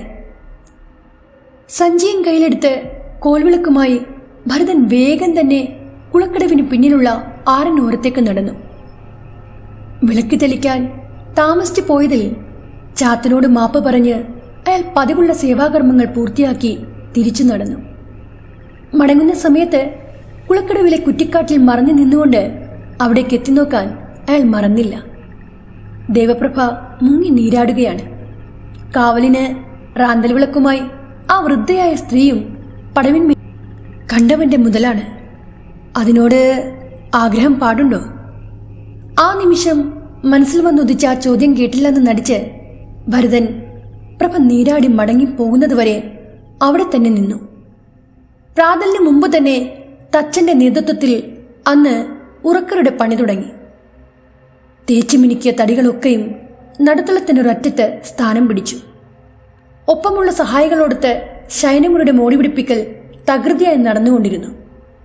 ഇല്ലത്തെ ബാല്യക്കാരികളല്ലാതെ മറ്റൊരു സ്ത്രീജനങ്ങളും ആ നടുത്തളത്തിലേക്ക് വന്നതേയില്ല. ദിവസങ്ങൾ ഓരോന്നായി ഓടിമറഞ്ഞു. അങ്ങനെ 3-ാം നിലയിലെ ഉറക്കരുടെ മച്ചിന്റെ പണികൾ പുരോഗമിച്ചു. ഈറ്റിത്തടിയിൽ കൊത്തിയുണ്ടാക്കിയ ശില്പഭംഗി ആരെയും ആകർഷിക്കുന്ന വിധമുള്ളതായിരുന്നു. മച്ചിലെ തടിക്കൂട്ടിൽ കൊത്തിയുണ്ടാക്കിയ പൂക്കളും മലർമുട്ടുകളും കണ്ടാൽ ആരും ആശ്ചര്യപ്പെട്ടു പോകും. ചുമരിൽ തൂക്കിയ വലിയ കണ്ണാടിയുടെ 4 വശത്തുമുള്ള തടിപ്പടികളിൽ കൊക്കുരുമെന്ന അരയന്നപ്പിടകളുടെ ചിത്രപ്പണികൾ കണ്ട് ഭരതന്റെ ഒപ്പമുണ്ടായിരുന്ന മറ്റാശാരിമാർ അസൂയപ്പെട്ടു. ഉറക്കരുടെ കഥകിലും ഭരതന്റെ കൈവിരുത് മികച്ചു നിന്നു. മച്ചിന്റെ പണി പൂർത്തിയായപ്പോൾ അതിന്റെ അഴക് കാണാനായി ഒരു ഉച്ചനേരം കഴിഞ്ഞ സമയത്ത് 2 സ്ത്രീകൾ ദൈവപ്രഭയ്ക്കായി പണിത ആ മുറിയിലെത്തി. അവർ ആ മുറിയിലെല്ലാം ചുറ്റി നടന്നു കണ്ടു. ആ ഉറക്കരുടെ ചുമരി പോലും ഈറ്റിത്തടിയിൽ കൊത്തിയുണ്ടാക്കിയതായിരുന്നു. ചുമരിലെ കൊത്തുപണികൾക്കിടയിൽ പിത്തള കൊണ്ട് നിർമ്മിച്ച ചില ആകൃതികൾ കണ്ട് ആ 2 അന്തർജനങ്ങൾ എന്തൊക്കെയോ അടക്കം പറഞ്ഞുകൊണ്ട് മുറിയിൽ നിന്ന് ഇറങ്ങിപ്പോയി. അവർ പോയ ഉടനെ ഭരതന്റെ ഒപ്പം തച്ചുപണികൾ ചെയ്തുകൊണ്ടിരുന്ന ഒരാശാരിച്ചക്കൻ അവനോടായി പറഞ്ഞു, ആ പോയ 2 അകത്തമ്മമാരാ വലിയ ഭട്ടതിരിപ്പാട് രഘുരാമൻ തമ്പുരാന്റെ ആദ്യ 2 ഭാര്യമാർ. നന്നേ വെളുത്തയാളുടെ പേര് ഭാനുമതി എന്നാ. 10-28 വയസ്സ് കാണും. അതാ തമ്പുരാന്റെ ആദ്യ ഭാര്യ. ആ സ്ത്രീയിൽ കുട്ടികളൊന്നും ഉണ്ടാകാതിരുന്നത് കൊണ്ടാ ഭട്ടതിരിപ്പാട് 2ാമതൊരു വിവാഹം കഴിച്ചത്. ഭാനുമതി തമ്പുരാട്ടിയുടെ കൂടെ വന്ന അല്പം തടിച്ചയാൾ ലളിതാംബിക, അതാണ് അദ്ദേഹത്തിന്റെ 2ാം ഭാര്യ. അവരിലും തമ്പുരാന് കുട്ടികളൊന്നും ഉണ്ടായില്ല. ഏതോ വലിയ ജ്യോത്സ്യൻ പറഞ്ഞത് പ്രകാരമാ ഈ 2 ആഴ്ചയ്ക്ക് മുമ്പ് ഭട്ടതിരിപ്പാട് 3ാമതൊരു വിവാഹം കൂടി കഴിച്ചത്.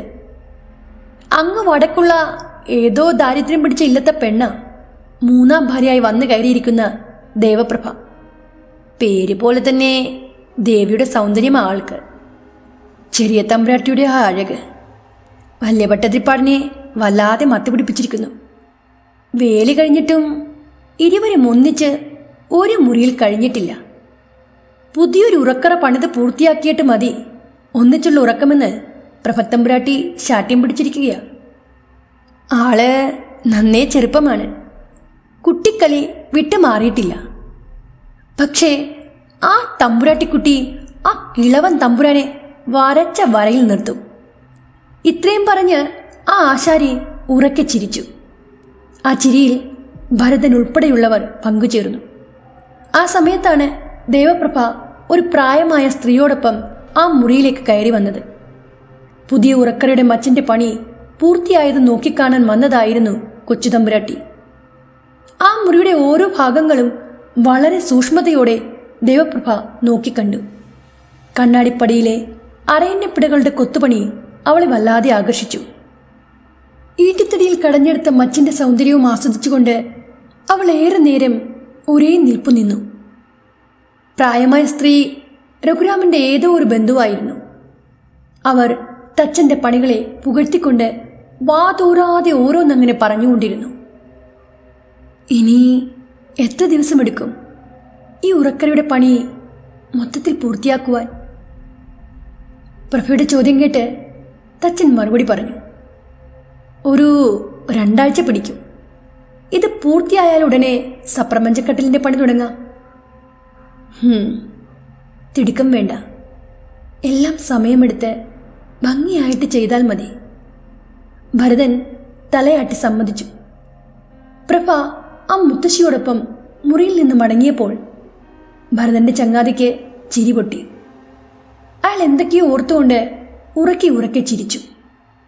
പിന്നെ തന്റെ ചിരി അടക്കിക്കൊണ്ട് പറഞ്ഞു, ഈ ഉറക്കരുടെ പണി എത്രയും പെട്ടെന്ന് പൂർത്തിയാക്കി തമ്പുരാട്ടിക്കുട്ടിയോടൊപ്പം ഉറങ്ങാൻ കൊതിക്കുകയാ ആ കിളവൻ ഭട്ടതിരിപ്പാട്. പക്ഷേ ആ തമ്പുരാട്ടിയുടെ പ്രാർത്ഥന ഇതിന്റെ പണി ഒരിക്കലും തീരല്ലേന്നാ. ആ ആശാരിച്ചക്കന്റെ വർത്തമാനം കേട്ട് കൂടെയുള്ളവർ ഉറക്കെ ചിരിച്ചെങ്കിലും ഭരതന് മാത്രം ആ ചിരിയിൽ പങ്കുചേരാനായില്ല.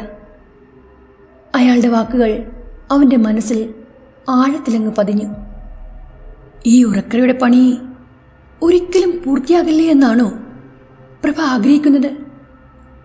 അതിനർത്ഥം ഭട്ടതിരിപ്പാടിന്റെ സാമീപ്യം അവൾ ഇഷ്ടപ്പെടുന്നില്ല എന്നല്ലേ? ഭരതന്റെ ചിന്തകൾ കാടുകയറി. അന്ന് രാത്രിയിൽ അവന് കിടന്നിട്ട് ഉറക്കം വന്നില്ല. തിരിഞ്ഞും മറിഞ്ഞും കിടന്ന അയാൾ ഒടുവിൽ എണീറ്റിരുന്നു. പിന്നെ എന്തൊക്കെയോ തീരുമാനിച്ചുറപ്പിച്ചതുപോലെ പായയിലേക്ക് വീണ്ടും കിടന്നു. അടുത്ത ദിവസം ഉച്ച കഴിഞ്ഞുള്ള പണിയെല്ലാം മറ്റാശാരിമാരെ ഏൽപ്പിച്ച് ഭരതൻ ഒരു ദിവസത്തെ അവധിയും വാങ്ങി തൻ്റെ വീട്ടിലേക്ക് മടങ്ങി. സന്ധ്യാസമയമായപ്പോൾ മുറ്റത്തെ കാൽപ്പെരുമാറ്റം കേട്ട് വല്യാശാരി ഊന്നുവടി നിലത്തുകുത്തി ഇറയത്തേക്ക് തിടുക്കത്തിൽ നടന്നു ചെന്നു. അരബത്തിയുടെ മുകളിലായി ഭരതൻ ഇരിക്കുന്നത് കണ്ടപ്പോൾ അയാൾക്ക് വലിയ ആശ്വാസം തോന്നി. ഇല്ലത്തെ പണിയൊക്കെ പൂർത്തിയായോ? ഇല്ല, അല്പം കൂടി ബാക്കിയുണ്ട്. ഇടയ്ക്ക് ഇവിടം വരെ ഒന്ന് വരണമെന്ന് തോന്നി. ഭരതൻ മടിശീലയിൽ നിന്ന് കുറച്ച് നോട്ടുകൾ എടുത്ത് വല്യാശാരിയെ ഏൽപ്പിച്ചുകൊണ്ട് പറഞ്ഞു, ഇതാ, ഇത് വെച്ചോളൂ, ആവശ്യം വരും. ഇനി പെട്ടെന്നൊന്നും എനിക്കിവിടേക്ക് ഓടി വരാൻ പറ്റിയെന്ന് വരില്ല.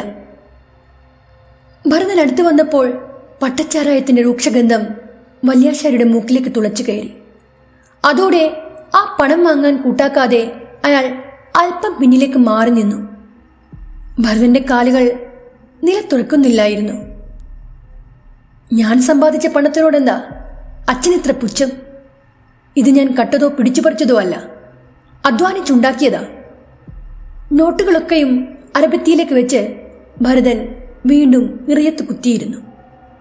മടശീലയിൽ തപ്പിത്തടഞ്ഞ് അയാൾ ഒരു തെറുപ്പ് ബീഡി കയ്യിലെടുത്തു. ശേഷം ഇറയത്തിരുന്ന ചിമ്മിണി വിളക്കിൽ നിന്ന് അതിലേക്ക് തീ പടർത്തി ചുണ്ടിൽ തിരികി.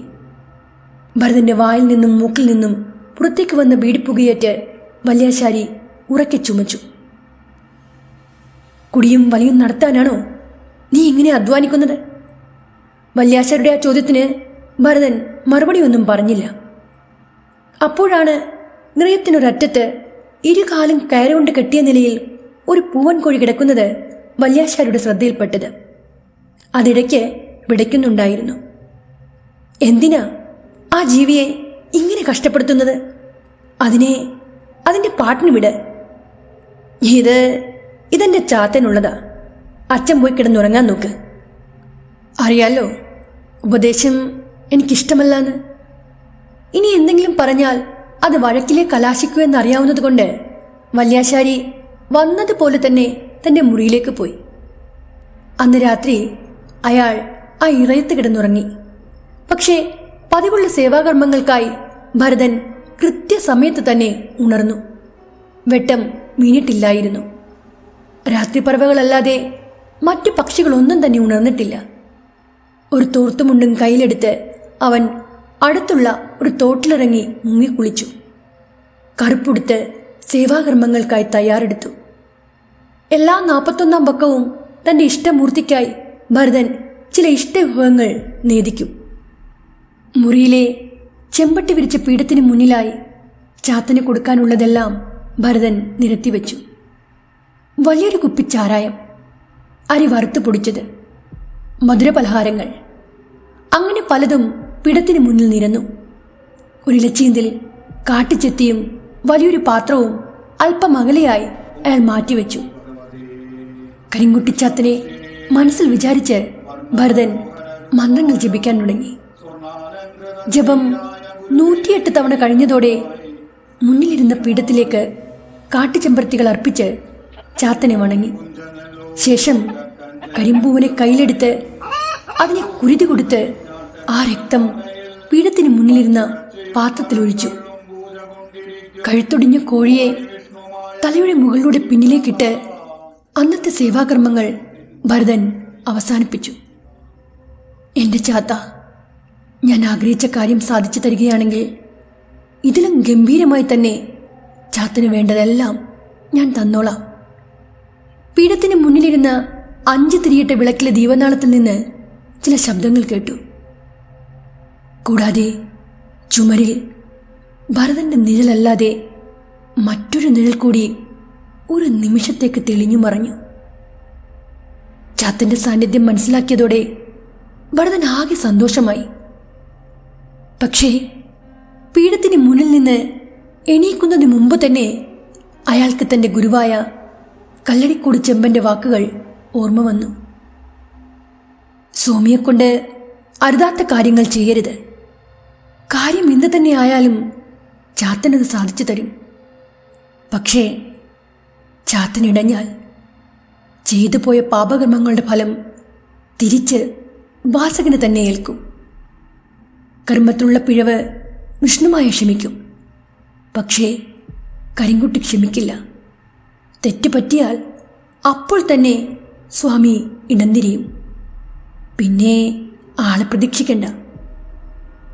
പൊടുന്നനെ മനസ്സിലുദിച്ച ഗുരുവിൻ്റെ വാക്കുകളുടെ പൊരുളും അപകട സൂചനയുടെ മുന്നറിയിപ്പും അവനും മനസ്സിലാക്കാൻ കഴിഞ്ഞെങ്കിലും മനസ്സിലുറപ്പിച്ച കാര്യങ്ങൾ ഭരതൻ വേണ്ടാന്ന് വെച്ചില്ല. ഉപാസനാകർമ്മങ്ങളെല്ലാം പൂർത്തിയായതോടെ ഭരതൻ വല്യാശാരിയോട് വിട പോലും പറയാതെ അന്ന് തന്നെ മണ്ണാർക്കാടിന് മടങ്ങിപ്പോയി. 3-ാം നിലയിലെ തട്ടും മുട്ടും കേട്ട് ഭട്ടതിരിപ്പാട് തൻ്റെ ഒപ്പമുണ്ടായിരുന്ന വല്യമ്മാവനോട് പറഞ്ഞു, കല്ലടിക്കോട് നിന്ന് വന്ന തച്ചൻ ആള് ബഹുകേമന. പ്രഭയ്ക്ക് വേണ്ടി പണിതുകൊണ്ടിരിക്കുന്ന ഉറക്കരുടെ പണികൾ കാണാൻ നല്ല ചേലുണ്ട്. ഇയാൾക്ക് ഇത്രയും കഴിവുണ്ടാവുമെന്ന് ഞാൻ പ്രതീക്ഷിച്ചില്ല. സപ്രപഞ്ചക്കട്ടിലിൻ്റെ പണി തീർന്നാലുടനെ ഇല്ലത്തെ വീതി കുറഞ്ഞ തടികോവണികളെല്ലാം തന്നെ ഒന്ന് മാറ്റിപ്പണിയണം. ആയിക്കോട്ടെ, പണികളെല്ലാം പൂർത്തിയാക്കിയതിനു ശേഷം അയാളെ പറഞ്ഞു വിട്ടാൽ മതി. അധികം തിരക്കില്ലാത്ത ആളാ. തച്ചുപണിയൊക്കെ ചെയ്തു തുടങ്ങിയിട്ടേ ഉള്ളൂ. കാരണവരുടെ വർത്തമാനം കേട്ട് വലിയ ഭട്ടതിരിപ്പാട് ഉറക്കെ ചിരിച്ചു. ആഹാ, തച്ചുപണി ചെയ്ത് തുടങ്ങിയിട്ടേ ഉള്ളൂ. അപ്പോൾ തുടക്കത്തിൽ തന്നെ ഇയാൾ ഇത്ര ഗംഭീരമായി തടിപ്പണി ചെയ്യുമെങ്കിൽ ഇനിയങ്ങട് ഈ തച്ചൻ്റെ പണികൾക്ക് അതിലും സൗന്ദര്യമുണ്ടാകുമല്ലോ. നടുത്തളത്തിൽ നിന്ന് കാരണവരും രഘുരാമനും ഉറക്കറയിലെത്തി. മച്ചിലെ കുത്തിപ്പണികളുടെ കണ്ണോടിച്ചപ്പോൾ 4 തടിപ്പാളികൾ കൂടിച്ചേരുന്നിടത്തെല്ലാം കുത്തിയുണ്ടാക്കിയ വ്യാളിമുഖങ്ങൾ കണ്ട് അയാൾ ആശ്ചര്യം കൊണ്ടു. കുറേ നേരം ആ മച്ചിലേക്ക് നോക്കി അയാൾ അങ്ങനെ നിന്നു. രഘു, എന്താ ഇത്ര നോക്കിക്കാണുന്നത്? വലിയമ്മാവൻ അത് കണ്ടില്ലേ? മച്ചിലെ തടിയിൽ കൊത്തിവെച്ചിരിക്കുന്ന ആ വ്യാളിമുഖങ്ങൾ, അത് കാണാൻ നല്ല ഭംഗിയുണ്ട്. വ്യാളിമുഖങ്ങളോ? എവിടെ? ഞാനിതുവരെയും കണ്ടില്ലല്ലോ. ദാ ആ 4 തടികൾ ചേരുന്നിടത്തേക്കൊന്ന് നോക്കൂ. രഘു പറഞ്ഞത് കേട്ട് കാരണവർ കണ്ണു തിരുമ്മി മച്ചിലേക്ക് നോക്കിക്കൊണ്ട് പറഞ്ഞു, അത് വ്യാളിമുഖങ്ങളാണോ? അത് വിടരാറായ താമരമുട്ടുകളല്ലേ? ഹേ, എന്താ സംബന്ധമാ ഈ വല്യമ്മാവൻ പറയുന്നത്? അത് വ്യാളിമുഖങ്ങൾ തന്നെയാ. കാരണവർ സമ്മതിച്ചു കൊടുക്കാൻ പോയില്ല. പക്ഷേ ആ മുറിയുടെ പല പല ദിശകളിൽ നിന്ന് നോക്കുമ്പോൾ മച്ചിൽ കൊത്തിയുണ്ടാക്കിയ ആ ആകൃതികൾ താമരമുട്ടായും വ്യാളിമുഖങ്ങളായുമൊക്കെ തോന്നുന്നതാണെന്ന് ഇരുവർക്കും അധികം വൈകാതെ തന്നെ മനസ്സിലാക്കാൻ കഴിഞ്ഞു. ഭരതനെ ആവോളം പുകഴ്ത്തിയതിനു ശേഷമാണ് രഘു ആ മുറി വിട്ടിറങ്ങിയത്. ഒപ്പം പണിതുകൊണ്ടിരുന്ന ആശാരിമാർ പോലും അപ്പോൾ മാത്രമാണ് ഭരതൻ അങ്ങനെയൊരു വിചിത്രമായ വേലയൊപ്പിച്ച കാര്യം ശ്രദ്ധിച്ചത്. അവരും ചാഞ്ഞും ചരിഞ്ഞും മച്ചിലെ ആ ദൃശ്യഭംഗി ആസ്വദിച്ചു. പക്ഷേ തൻ്റെ ആ കലാസൃഷ്ടിയുടെ പിന്നിലുള്ള രഹസ്യമോർത്ത് ഭരതൻ ഉള്ളിൽ ചിരിച്ചു. സപ്രപഞ്ചക്കട്ടിലിൻ്റെ കാൽക്കലും തലക്കലും കൊത്തിവെച്ചിട്ടുള്ള അലങ്കാരപ്പണിയിലും ആരെയും ഭ്രമിപ്പിക്കുന്ന മായക്കാഴ്ചകൾ സമ്മാനിക്കുന്ന ഒരു വിദ്യ ഭരതൻ പ്രയോഗിച്ചിട്ടുണ്ട്. അതിൻ്റെ പിന്നിൽ ചില ഗൂഢ ഉദ്ദേശങ്ങൾ അയാൾക്കുണ്ടായിരുന്നു താനും. ഉറക്കരുടെ പണികളെല്ലാം അങ്ങനെ തകൃതിയായി നടന്നുകൊണ്ടിരിക്കെ ഇടയ്ക്കിടയ്ക്ക് അതൊക്കെ ഒന്ന് നോക്കിക്കാണാൻ ദേവപ്രഭ കതകിന് മറയിൽ പ്രത്യക്ഷപ്പെടുന്നത് പതിവായി. ഗോവണി കയറി അവൾ വരുമ്പോൾ തന്നെ ഒരു പ്രത്യേക സുഗന്ധം ഭരതൻ അനുഭവപ്പെടും. അവളുടെ പാദസുരക്കിലക്കം കേൾക്കുമ്പോഴേ അയാളുടെ നെഞ്ചിൽ മേളം പെരുക്കും. മുറിയിലെ ഭംഗി ആസ്വദിക്കുന്നതിനിടയിൽ തമ്പുരാട്ടിക്കുട്ടി ഇടം കണ്ടിട്ട് തച്ചനെയും അടിമുടി നോക്കുന്നത് ചില ആശാരിമാർ കാണാതിരുന്നില്ല. ഇടയ്ക്കിടെയുള്ള അവളുടെ ആ വരവും ഒളിഞ്ഞു നോട്ടവും ഭരതനെ ഹരം കൊള്ളിച്ചു. മനസ്സിലാഗ്രഹിച്ച കാര്യം ചാത്തൻ നടത്തിക്കൊടുക്കുമെന്ന് അതോടെ അവൻ ഉറപ്പിച്ചു. അങ്ങനെ ഒരു ഉച്ചനേരം ഊണ് കഴിഞ്ഞ് മറ്റാശാരിമാർ പത്തായപ്പുരയിലെ മുറിയിൽ വിശ്രമിക്കുകയായിരുന്നു. പക്ഷേ ഭരതൻ ആ ഉറക്കറയിൽ ചില മിനുക്കുപണികൾ ചെയ്യുന്ന തിരക്കിലായിരുന്നു. ആ സമയത്താണ് പ്രഭയുടെ പാദസരക്കിലുക്കം അവൻ കേട്ടത്. ഗോവണിപ്പടികൾ കയറി അവൾ മെല്ലെ മെല്ലെ മുകളിലേക്ക് വരുന്നുണ്ടെന്ന് അയാൾക്ക് മനസ്സിലായി. കതകിന് പിന്നിൽ മറഞ്ഞു നിന്നുകൊണ്ട് അകത്തേക്ക് എത്തി നോക്കുന്നതും ഭരതൻ ശ്രദ്ധിച്ചു. എന്നിട്ടും അവനതൊന്നും കാണാത്ത മട്ടിൽ നിന്നു. അവൾ ആ മുറിയുടെ പടിവാതിക്കലിലാണ് നിന്നതെങ്കിലും അവളുടെ മുടിയിൽ ചൂടിയിരുന്ന കുടമുല്ലപ്പൂക്കളുടെ സുഗന്ധം ആ മുറിയിലാകെ നിറഞ്ഞു. ഭരതന്റെ ക്ഷമ കെട്ടു. അവൻ ഉള്ളി താഴെ വെച്ച് തിരിഞ്ഞു പ്രഭയെ നോക്കി. അവളും കണ്ണുകൾ പിൻവലിച്ചില്ല. രണ്ടുപേരും തെല്ലുനേരം പരസ്പരം അങ്ങനെ നോക്കി നിന്നു. സപ്രപഞ്ചക്കട്ടിലിന്റെ പണികൾ പൂർത്തിയായി വരുന്നത് ഒരു വെപ്രാളത്തോടെയാണ് പ്രഭ നോക്കിക്കണ്ടത്. അവളുടെ കണ്ണിലെ ആ ഭയം ഭരതന് വായിച്ചെടുക്കാൻ കഴിഞ്ഞു. കൊച്ചു തമ്പുരാട്ടിക്ക് വലിയ ഭട്ടതിരിപ്പാടിനെ ഭയമാണോ? പെട്ടെന്നുള്ള ഭരതന്റെ ചോദ്യം കേട്ട് പ്രഭയുടെ മുഖത്ത് ഒരു അങ്കലാപ്പുണ്ടായി. തന്റെ മനസ്സിലുള്ളത് അതേപടി അയാൾ വായിച്ചെടുത്തതിൽ ഒരു വല്ലായ്മയും അവൾക്ക് അനുഭവപ്പെട്ടു. പ്രഭ അവിടെ നിന്ന് തിരിഞ്ഞു പോകാൻ ഭാവിച്ചപ്പോൾ ഭരതൻ അവളോട് പറഞ്ഞു, ഈ ഉറക്കരുടെ പണി ഇന്ന് തന്നെ പൂർത്തിയാകും. ഒപ്പം തന്നെ ഈ സപ്രപഞ്ചക്കട്ടിലും തയ്യാറാകും. പക്ഷേ തമ്പുരാട്ടിക്കുട്ടിക്ക് പേടിക്കേണ്ട ഒരു ആവശ്യവുമില്ല. വലിയ ഭട്ടതിരിപ്പാട് ഉറക്കരയിലേക്ക് പോയി ഏകദേശം ഒരു അരമണിക്കൂർ കഴിഞ്ഞിട്ടേ തമ്പുരാട്ടി അവിടേക്ക് പോകാവൂ. തമ്പുരാട്ടി ഭയപ്പെടുന്നത് പോലെ ഒന്നും സംഭവിക്കില്ല. എന്നെ വിശ്വസിക്കൂ. ദേവപ്രഭ വിടർന്ന കണ്ണുകളോടെ അയാളെ നോക്കി. ആ സമയം കോണിപ്പടി കയറി മുകളിലേക്ക് ആരോ വരുന്ന ശബ്ദം കേട്ട് അവൾ തിടുക്കത്തിൽ അവിടെ നിന്ന് നടന്നകന്നു. ഉച്ചുറക്കത്തിന് ശേഷം ആശാരിമാരെല്ലാം അവിടേക്ക് മടങ്ങിയെത്തി. ഉറക്കരുടെ പണികൾ പൂർത്തിയായെന്നറിഞ്ഞപ്പോൾ തന്നെ രഘുരാമന് ആകെ സന്തോഷമായി. ആ സന്തോഷത്തിൽ അയാൾ ഭരതന് കുറച്ച് പണം കൊടുത്തു. ഇല്ലത്ത് ഇനിയും പണികൾ ഏറെയുണ്ട്. എല്ലാം ചെയ്ത് തീർന്നിട്ടേ തച്ചൻ പോകാവൂ. ഒരു ചിരിയോടെ തച്ചൻ സമ്മതം അറിയിച്ചു. 2 ദിനങ്ങൾ കഴിഞ്ഞ് നല്ലൊരു ദിവസം നോക്കി ജ്യോത്സ്യൻ ശാന്തി മുഹൂർത്തം കുറിച്ചു. ദേവപ്രഭയുടെ നെഞ്ചിലെ പിടച്ചിൽ വർദ്ധിച്ചു. ഇനി പഴയതുപോലെ തന്റെ ഒരു തന്ത്രങ്ങളും വലിയ ഭട്ടതിരിപ്പാടിന് മുന്നിൽ ചിലവാകില്ല എന്ന് അവൾക്കറിയാമായിരുന്നു. ജ്യോത്സ്യൻ കുറിച്ചു നൽകിയ ആ ദിനമെത്തിയതോടെ ഭട്ടതിരിപ്പാട് ഒരു വരനെപ്പോലെ അണിഞ്ഞൊരുങ്ങി. നരച്ച മുടിയിഴകൾ മാടി കുടുമികെട്ടി, നെറ്റിയിൽ തിലകക്കുറി ചാർത്തി, വീതിയുള്ള കസവുമുണ്ടെടുത്തു, മേലാകെ സുഗന്ധവ്യഞ്ജനങ്ങൾ പൂശി. പക്ഷേ പ്രായം കൊണ്ടുണ്ടായ മുഖത്തെ ചുളിവുകൾ മാറ്റാൻ അയാളുടെ കൈവശം ഒരു മാർഗവുമില്ലായിരുന്നു. രഘുരാമന്റെ ഒരുക്കവും അയാളുടെ മുഖത്തെ ആ സന്തോഷവും കണ്ട് ആദ്യ ഭാര്യമാരായ ഭാനുമതിക്കും ലളിതാംബയ്ക്കും വല്ലാത്ത ദേഷ്യം വന്നു. ദേവപ്രഭയ്ക്ക് അയാൾ കൊടുക്കുന്ന പ്രാധാന്യവും സ്ഥാനവും അവരെ ആകെ അസൂയ കൊള്ളിച്ചു. മനസ്സില്ലാ മനസ്സോടെ അവരിരുവരും ചേർന്ന് പ്രഭയെ അണിയിച്ചൊരുക്കി. ഭട്ടതിരിപ്പാട് ആദ്യം തന്നെ മുറിയിൽ സ്ഥാനം പിടിച്ചു.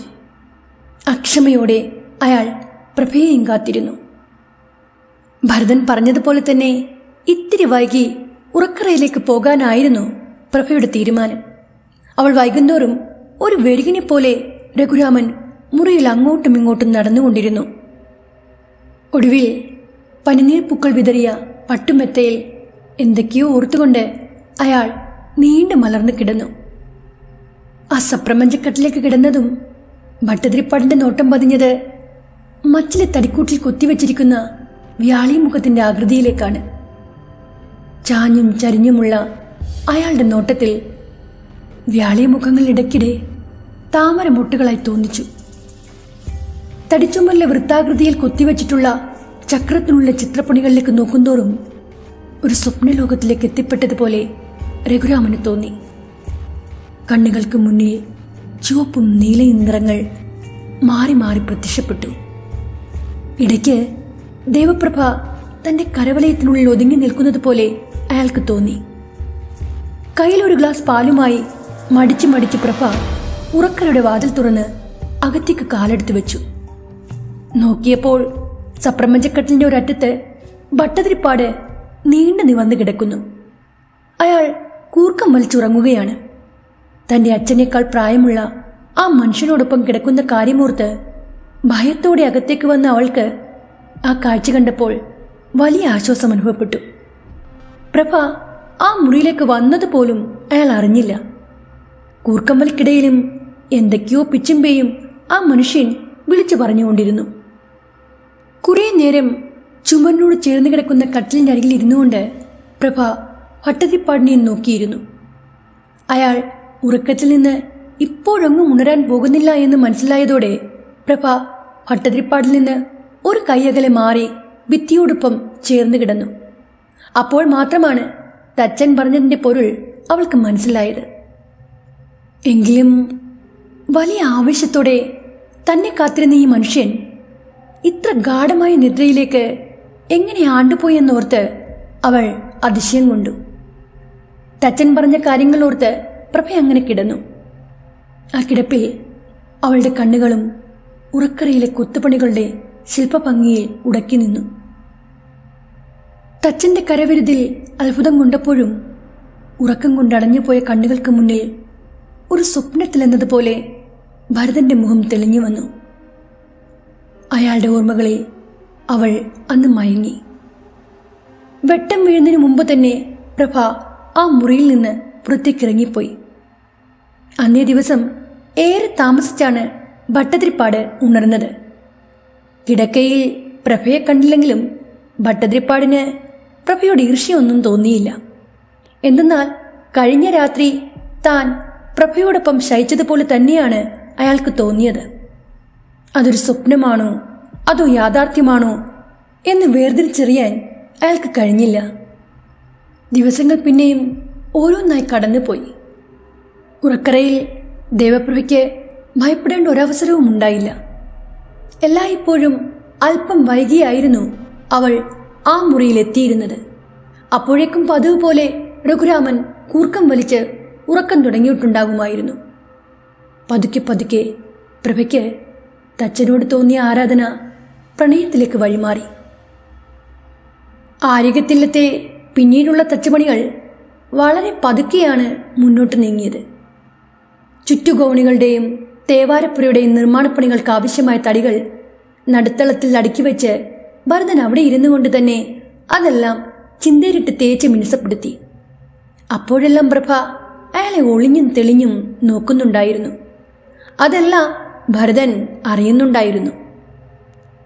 തച്ചന്റെ ഉപാസനാമൂർത്തിയായ ചാത്തന്റെ ശക്തി കൊണ്ടാണോ അതോ ഭരതന്റെ തച്ചുശാസ്ത്രത്തിലുള്ള അറിവിന്റെ ആകർഷണം കൊണ്ടാണോ എന്നറിയില്ല. ദേവപ്രഭ ഭരതനോടടുത്തുകൊണ്ടിരുന്നു. മറ്റാർക്കും മനസ്സിലാകാത്ത അടയാളങ്ങളിലൂടെയും ആംഗ്യഭാഷകളിലൂടെയുമാണ് ഇരുവരും ആശയവിനിമയം നടത്തിയിരുന്നത്. തച്ചന്റെ കൊട്ടുവടിയുടെയും ഉളിയുടെയും ചില പ്രത്യേകതരം ശബ്ദങ്ങൾക്ക് പോലും ചില അർത്ഥങ്ങളുണ്ടായിരുന്നു. ആ രഹസ്യഭാഷ പ്രഭയ്ക്ക് വേണ്ടിയായിരുന്നു. അതവൾക്ക് മാത്രമേ മനസ്സിലാകുമായിരുന്നുള്ളൂ താനും. അങ്ങനെ ഒരു ദിവസം പുലർച്ചയ്ക്ക് ഭരതൻ തൻ്റെ പതിവുള്ള സേവാകർമ്മങ്ങളെല്ലാം ചെയ്ത് മടങ്ങി വരുന്ന സമയത്ത് കുളക്കടവിൽ നിൽക്കുന്ന പ്രഭയെ കണ്ടു. അന്ന് മുത്തശ്ശി അവളോടൊപ്പമില്ലായിരുന്നു. കിട്ടിയ അവസരം പാഴാക്കാതെ ഭരതൻ പ്രഭയുടെ മുന്നിലെത്തി. അപ്രതീക്ഷിതമായി ഭരതനെ അവിടെ കണ്ടപ്പോൾ പ്രഭ ഞെട്ടിപ്പോയെങ്കിലും അവനോട് സംസാരിക്കാൻ പറ്റിയതിൽ അവൾക്കേറെ സന്തോഷവും തോന്നി. ആരെങ്കിലും കണ്ടാലോ എന്ന് പറഞ്ഞ് അവൾ പോകാൻ തിടുക്കം കൂട്ടി. പക്ഷേ ഭരതൻ സ്നേഹം നിറഞ്ഞ നോട്ടത്തോടെ അവളെ തടഞ്ഞു. ആ നോട്ടത്തിനു മുന്നിൽ എതിർത്തൊന്നും പറയാൻ അവൾക്ക് കഴിയുമായിരുന്നില്ല. ഏതോ ഒരു അദൃശ്യ ശക്തി തന്നെ ഭരതനിലേക്ക് അടുപ്പിക്കുകയാണെന്ന് പ്രഭയ്ക്ക് പലപ്പോഴും തോന്നിയിരുന്നു. കാരണം താൻ ആര്യകത്തില്ലത്തെ വലിയ ഭട്ടതിരിപ്പാടിന്റെ ഭാര്യയാണെന്ന ചിന്ത അവളെ അലട്ടി തുടങ്ങുമ്പോൾ അവൾ സ്വയം തന്നെ തിരുത്താൻ നോക്കും. ഭരതനുമായുള്ള അടുപ്പം അരുതാത്തൊരു ബന്ധമാണെന്ന് തന്നോട് തന്നെ അവൾ പലവട്ടം പറയും. പക്ഷേ ഭരതനെ മുന്നിൽ കാണുമ്പോൾ അവളിതെല്ലാം മറക്കും. അയാളുടെ സ്നേഹവും കരുതലും കണ്ടില്ലാന്ന് നടിക്കാൻ അവൾക്കാകുമായിരുന്നില്ല. കുളക്കടവിൽ നിന്ന് മടങ്ങിപ്പോകുന്നതിന് മുമ്പായി അന്ന് ഭരതൻ ദേവപ്രഭയ്ക്കൊരു സമ്മാനം നൽകി. തടികൊണ്ട് നിർമ്മിച്ച ഗോളാകൃതിയിലുള്ള ഒരു പെട്ടി. ആ പെട്ടിയുടെ മുകളിൽ വൃത്താകൃതിയിൽ 3 വളയങ്ങളുണ്ട്. ആ വളയങ്ങളുടെ 3 ഭാഗത്ത് 3 നിറത്തിലുള്ള മുത്തുകൾ. വളയങ്ങളുടെ ഒത്ത നടുവിലായി 3 നിറങ്ങളോടും ചേർന്ന ഒരൊറ്റ ഒരു മുത്ത്.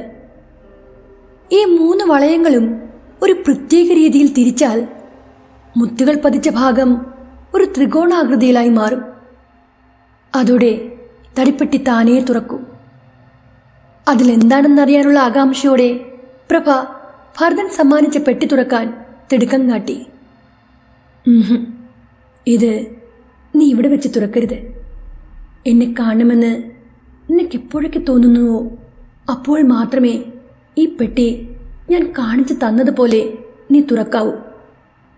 വെട്ടം വീണ് തുടങ്ങിയിരിക്കുന്നു.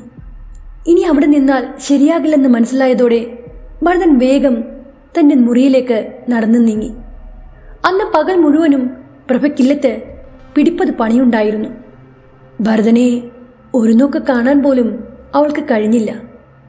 അവൻ്റെ കണ്ണുകളും പ്രഭയെ തിരഞ്ഞു. പക്ഷേ നിരാശയോടെയാണ് അവൻ അന്നത്തെ പണി പൂർത്തിയാക്കി തൻ്റെ മുറിയിലേക്ക് മടങ്ങിയത്. പണികളെല്ലാം ഒതുക്കി പ്രഭ ഉറക്കറയിൽ വന്ന് കയറിയപ്പോൾ ഭട്ടതിരിപ്പാട് പതിവ് പോലെ ഉറക്കം പിടിച്ചിരുന്നു. ശബ്ദമുണ്ടാക്കാതെ അവൾ താൻ രഹസ്യമായി സൂക്ഷിച്ച ആ തടിപ്പെട്ടി പുറത്തെടുത്തു. ഭരതനെ ഒന്ന് കാണുവാൻ അവൾ ഏറെ ആഗ്രഹിച്ചിരുന്നു. അയാൾ പറഞ്ഞതുപോലെ തന്നെ പ്രഭ ആ തടിപ്പെട്ടിയിലെ മുത്തുകൾ ത്രികോണാകൃതിയിലേക്ക് സജ്ജീകരിച്ചു. ടപ്പ് എന്ന ശബ്ദത്തോടെ ആ പെട്ടി തുറക്കപ്പെട്ടു. അതിനുള്ളിൽ തടികൊണ്ട് നിർമ്മിച്ച താമര ഇതളുകൾ പോലെയുള്ള ഭാഗങ്ങൾ ഒരു പൂ പോലെ മെല്ലെ വിരിഞ്ഞു വന്നു. പൂവിനൊത്ത നടുവിൽ വെട്ടിത്തിളങ്ങുന്ന ഒരുതരം ചുവന്ന കല്ലായിരുന്നു. ആ കല്ല് ഒരു തീക്കട്ട പോലെ പ്രകാശിച്ചു. അതോടെ പ്രഭയുടെ കണ്ണുകളിലേക്ക് ഒരു ഇരുട്ട് ഇരച്ചു കയറി. വലിയൊരു ചുഴിയിൽ അകപ്പെട്ടതുപോലെ തൻ്റെ ശരീരം വട്ടം കറങ്ങുന്നത് പോലെ അവൾക്ക് തോന്നി. ആ സമയം കണ്ണടച്ച് പുൽപ്പായയിൽ ചമ്രം പടിഞ്ഞിരുന്ന ഭരതന് തൻ്റെ ആത്മാവ് ശരീരത്തിൽ നിന്ന് വേർപെട്ടു പോകുന്നത് പോലെ ഒരനുഭവമുണ്ടായി. എന്നാൽ വേദനകളൊന്നും തന്നെ ഉണ്ടായില്ല. ഒരു തൂവൽ പോലെ ഉയർന്നു പൊങ്ങിയ ഒട്ടും കനമില്ലാത്ത തൻ്റെ രൂപം മുകളിൽ നിന്നുകൊണ്ട് തന്നെ തൻ്റെ ശരീരത്തെ നോക്കിക്കണ്ടു. പിന്നെ ആ വെളുത്ത രൂപം ദൂരെ എവിടേക്കോ പറന്നകന്നു. വെളുവെളുത്ത മേഘപാളികൾക്കപ്പുറം പ്രഭയുടെ രൂപം മെല്ലെ മെല്ലെ ഭരതന് മുന്നിൽ തെളിഞ്ഞു വന്നു. ആ രാത്രി മുഴുവനും ഭരതൻ പ്രഭയോടൊപ്പം ഉണ്ടായിരുന്നു. മനസ്സിലടക്കി വെച്ച സ്നേഹവും വികാര പ്രകടനങ്ങളും യാതൊരു തടസ്സവുമില്ലാതെ ഇരുവരും പങ്കുവച്ചു, ഒന്നിച്ചു രമിച്ചു. അടുത്ത പകൽ പ്രഭ ഉറക്കത്തിൽ നിന്നുണർന്നു. ഉണർന്നതിന് തൊട്ടു മുമ്പ് വരെ താൻ ഭരതനോടൊപ്പം ശയിച്ചു എന്നാണ് അവൾക്ക് തോന്നിയത്. കിടക്കയിൽ തുറന്നപടിയിരുന്ന ആ തടിപ്പെട്ടി കണ്ടപ്പോൾ അവൾ ചാടി എണീറ്റു. അത് തൊട്ടു മുമ്പ് നടന്നതെല്ലാം വെറും സ്വപ്നങ്ങൾ മാത്രമായിരുന്നുവെന്ന് അവൾക്ക് വിശ്വസിക്കാൻ തോന്നിയില്ല.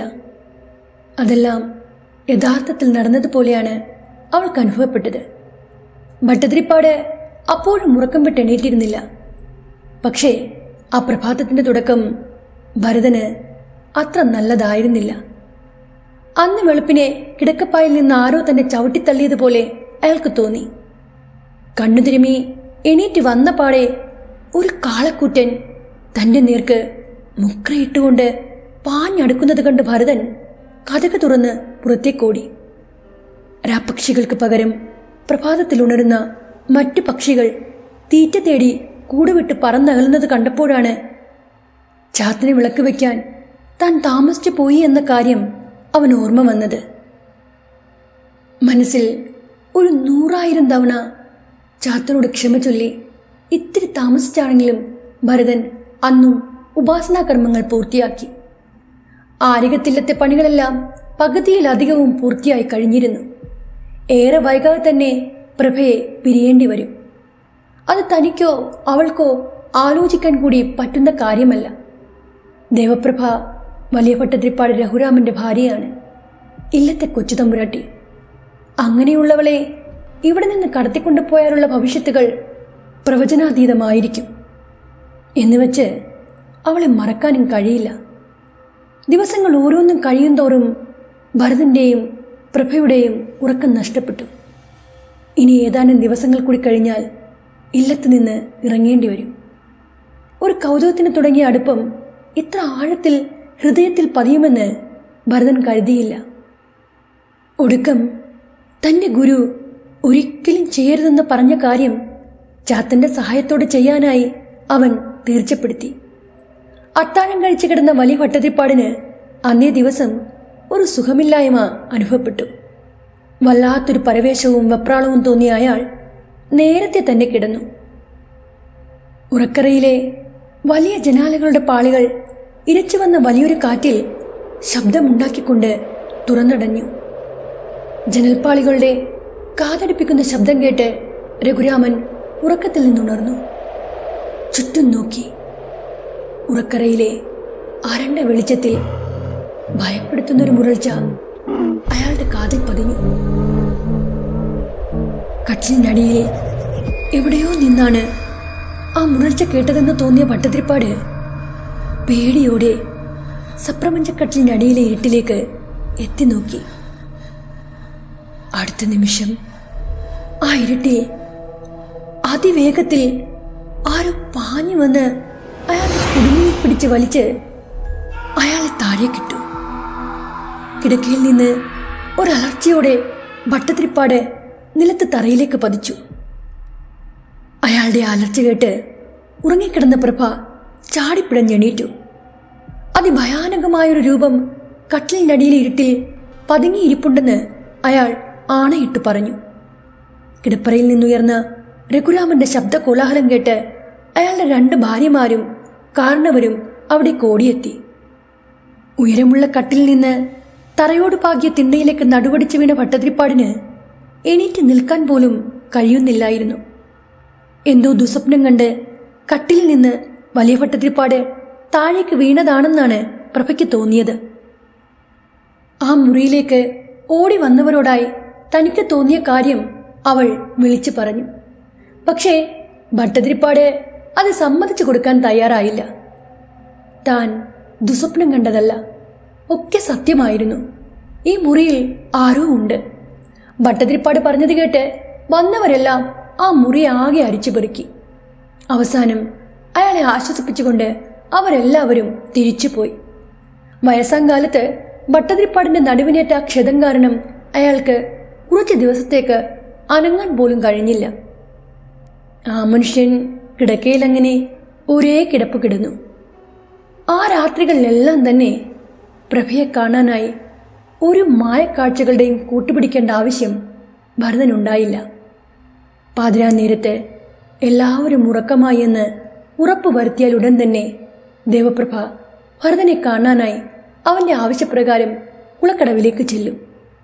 ചെയ്യുന്നതെല്ലാം പൊറുക്കാനാവാത്ത തെറ്റാണെന്ന് നല്ല ബോധ്യമുണ്ടായിട്ട് കൂടിയും അതിൽ നിന്ന് പിന്മാറാൻ അവൾക്ക് കഴിയുന്നില്ലായിരുന്നു. എന്തോ ഒരു കാന്തിക ശക്തി അവളെ ഭരതനിലേക്ക് ആകർഷിക്കുന്നുണ്ടായിരുന്നു. എത്ര ഉറക്കത്തിലാണെങ്കിലും പാതിരാ നേരമാകുമ്പോൾ എല്ലാ തടസ്സങ്ങളെയും മറികടന്ന് അവൾ ഭരതന് മുന്നിൽ എത്തുമായിരുന്നു. പിന്നീട് മായക്കാഴ്ചകളിലുണ്ടായ അനുഭവങ്ങളെല്ലാം തന്നെ യാഥാർത്ഥ്യമായി മാറുകയായിരുന്നു. ഇരുവരും ഒരുമിച്ചുറങ്ങി, ഒരു മനസ്സായി, ഒരു ഉടലായി. ആനന്ദാനുഭൂതിയിൽ മുങ്ങി നീരാടിയ ആ ദിനങ്ങളിലെല്ലാം തന്നെ ഭരതൻ ചാത്തനെ മറന്നു. വിളിച്ചാൽ വിളിപ്പുറത്തെത്തിയിരുന്ന സേവാമൂർത്തിയായ ചാത്തനു വേണ്ടി മാറ്റിവെക്കാൻ അവന് സമയമില്ലായിരുന്നു. ഭരതന്റെ മനസ്സിൽ ചാത്തനുണ്ടായിരുന്ന സ്ഥാനം ദേവപ്രഭ കയ്യേറിക്കഴിഞ്ഞിരുന്നു. അവൾ അയാൾക്കൊരു ലഹരിയായിരുന്നു. അങ്ങനെ തൊട്ടടുത്ത ദിവസം ഭരതനെ അന്വേഷിച്ച് കല്ലടിക്കോട് നിന്ന് അയാളുടെ ഒരു ബന്ധുവെത്തി. വല്യാശാരിക്ക് തീരെ സുഖമില്ലെന്നറിഞ്ഞ ഉടനെ ഭരതൻ പ്രഭയോടൊരു വാക്ക് പോലും പറയാതെ വീട്ടിലേക്ക് പുറപ്പെട്ടു. അവൻ അവിടെ എത്തിയപ്പോൾ വല്യാശാരി പനിച്ചൂടിൽ വിറച്ചു കിടക്കുകയായിരുന്നു. തുടർച്ചയായ 7 ദിവസങ്ങൾ ഭരതൻ ചാത്തന് മുന്നിൽ വിളക്ക് തെളിച്ചില്ല. 41 പക്കം പതിവായി കൊടുത്തിരുന്ന ചാത്തന്റെ ഇഷ്ടഭോഗങ്ങൾ ഒന്നും തന്നെ അവൻ തന്റെ സേവാമൂർത്തിയുടെ മുന്നിൽ നിരത്തിയില്ല. തന്റെ ഉപാസകനിൽ നിന്ന് ഇങ്ങനെയൊരു പിഴവ് ചാത്തനും സഹിക്കാൻ കഴിഞ്ഞില്ല. ചാത്തനെ പിണക്കിയാൽ അതിന്റെ അനന്തരഫലം ഉപാസകന്റെ വീട്ടിലുള്ളവരായിരിക്കും ആദ്യം അനുഭവിക്കുക. വല്യാശാരിയുടെ കിടപ്പ് കണ്ട് ഭരതന്റെ നെഞ്ചു വിങ്ങി. പനിച്ചൂടിൽ വിറച്ച് വിറച്ച് അയാൾ അതുവരെ പറയാതിരുന്നൊരു കാര്യം അന്നവനെ അടുത്ത് വിളിച്ച് അവന്റെ ചെവിയിൽ പറഞ്ഞു. ഇനി ആരികത്തില്ലത്തേക്ക് നീ പോകരുത്. കാരണം എന്നെ തല്ലി മരണത്തിന്റെ വക്കിലാക്കി നിന്റെ അമ്മ ശാരദയെ രാത്രി വിളിച്ചിറക്കിക്കൊണ്ട് പോയി കൊന്നു കെട്ടിത്തൂക്കിയത് ആരികത്തില്ലത്തുള്ളവരാ. ഭട്ടതിരിപ്പാട് രഘുരാമനാ അന്ന് മുൻപന്തിയിലുണ്ടായിരുന്നത്. ആ ചതി ചെയ്തവരെല്ലാം മരിച്ച് മണ്ണോടടിഞ്ഞെങ്കിലും ആ ഒരുവൻ ഇന്നും ജീവിച്ചിരിക്കുന്നുണ്ട്. നിന്നെയും എനിക്ക് നഷ്ടമാകുമെന്ന ചിന്തയില ഞാൻ ഇതുവരെ നിന്നോടിതൊന്നും പറയാതിരുന്നത്. അവിടെയുള്ളവരെ വിശ്വസിക്കാൻ കൊള്ളില്ല. അവർ നിന്നെ ചതിക്കും.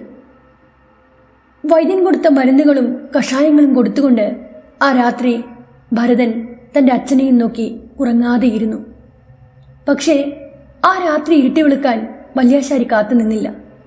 പുലർച്ചെയായിട്ടും ഉറക്കത്തിൽ നിന്നുണരാതെ അനക്കം പറ്റി കിടക്കുന്ന വല്യാശാരിയുടെ തണുത്ത ശരീരം കണ്ട് ഭരതന് ആ സത്യം മനസ്സിലായി.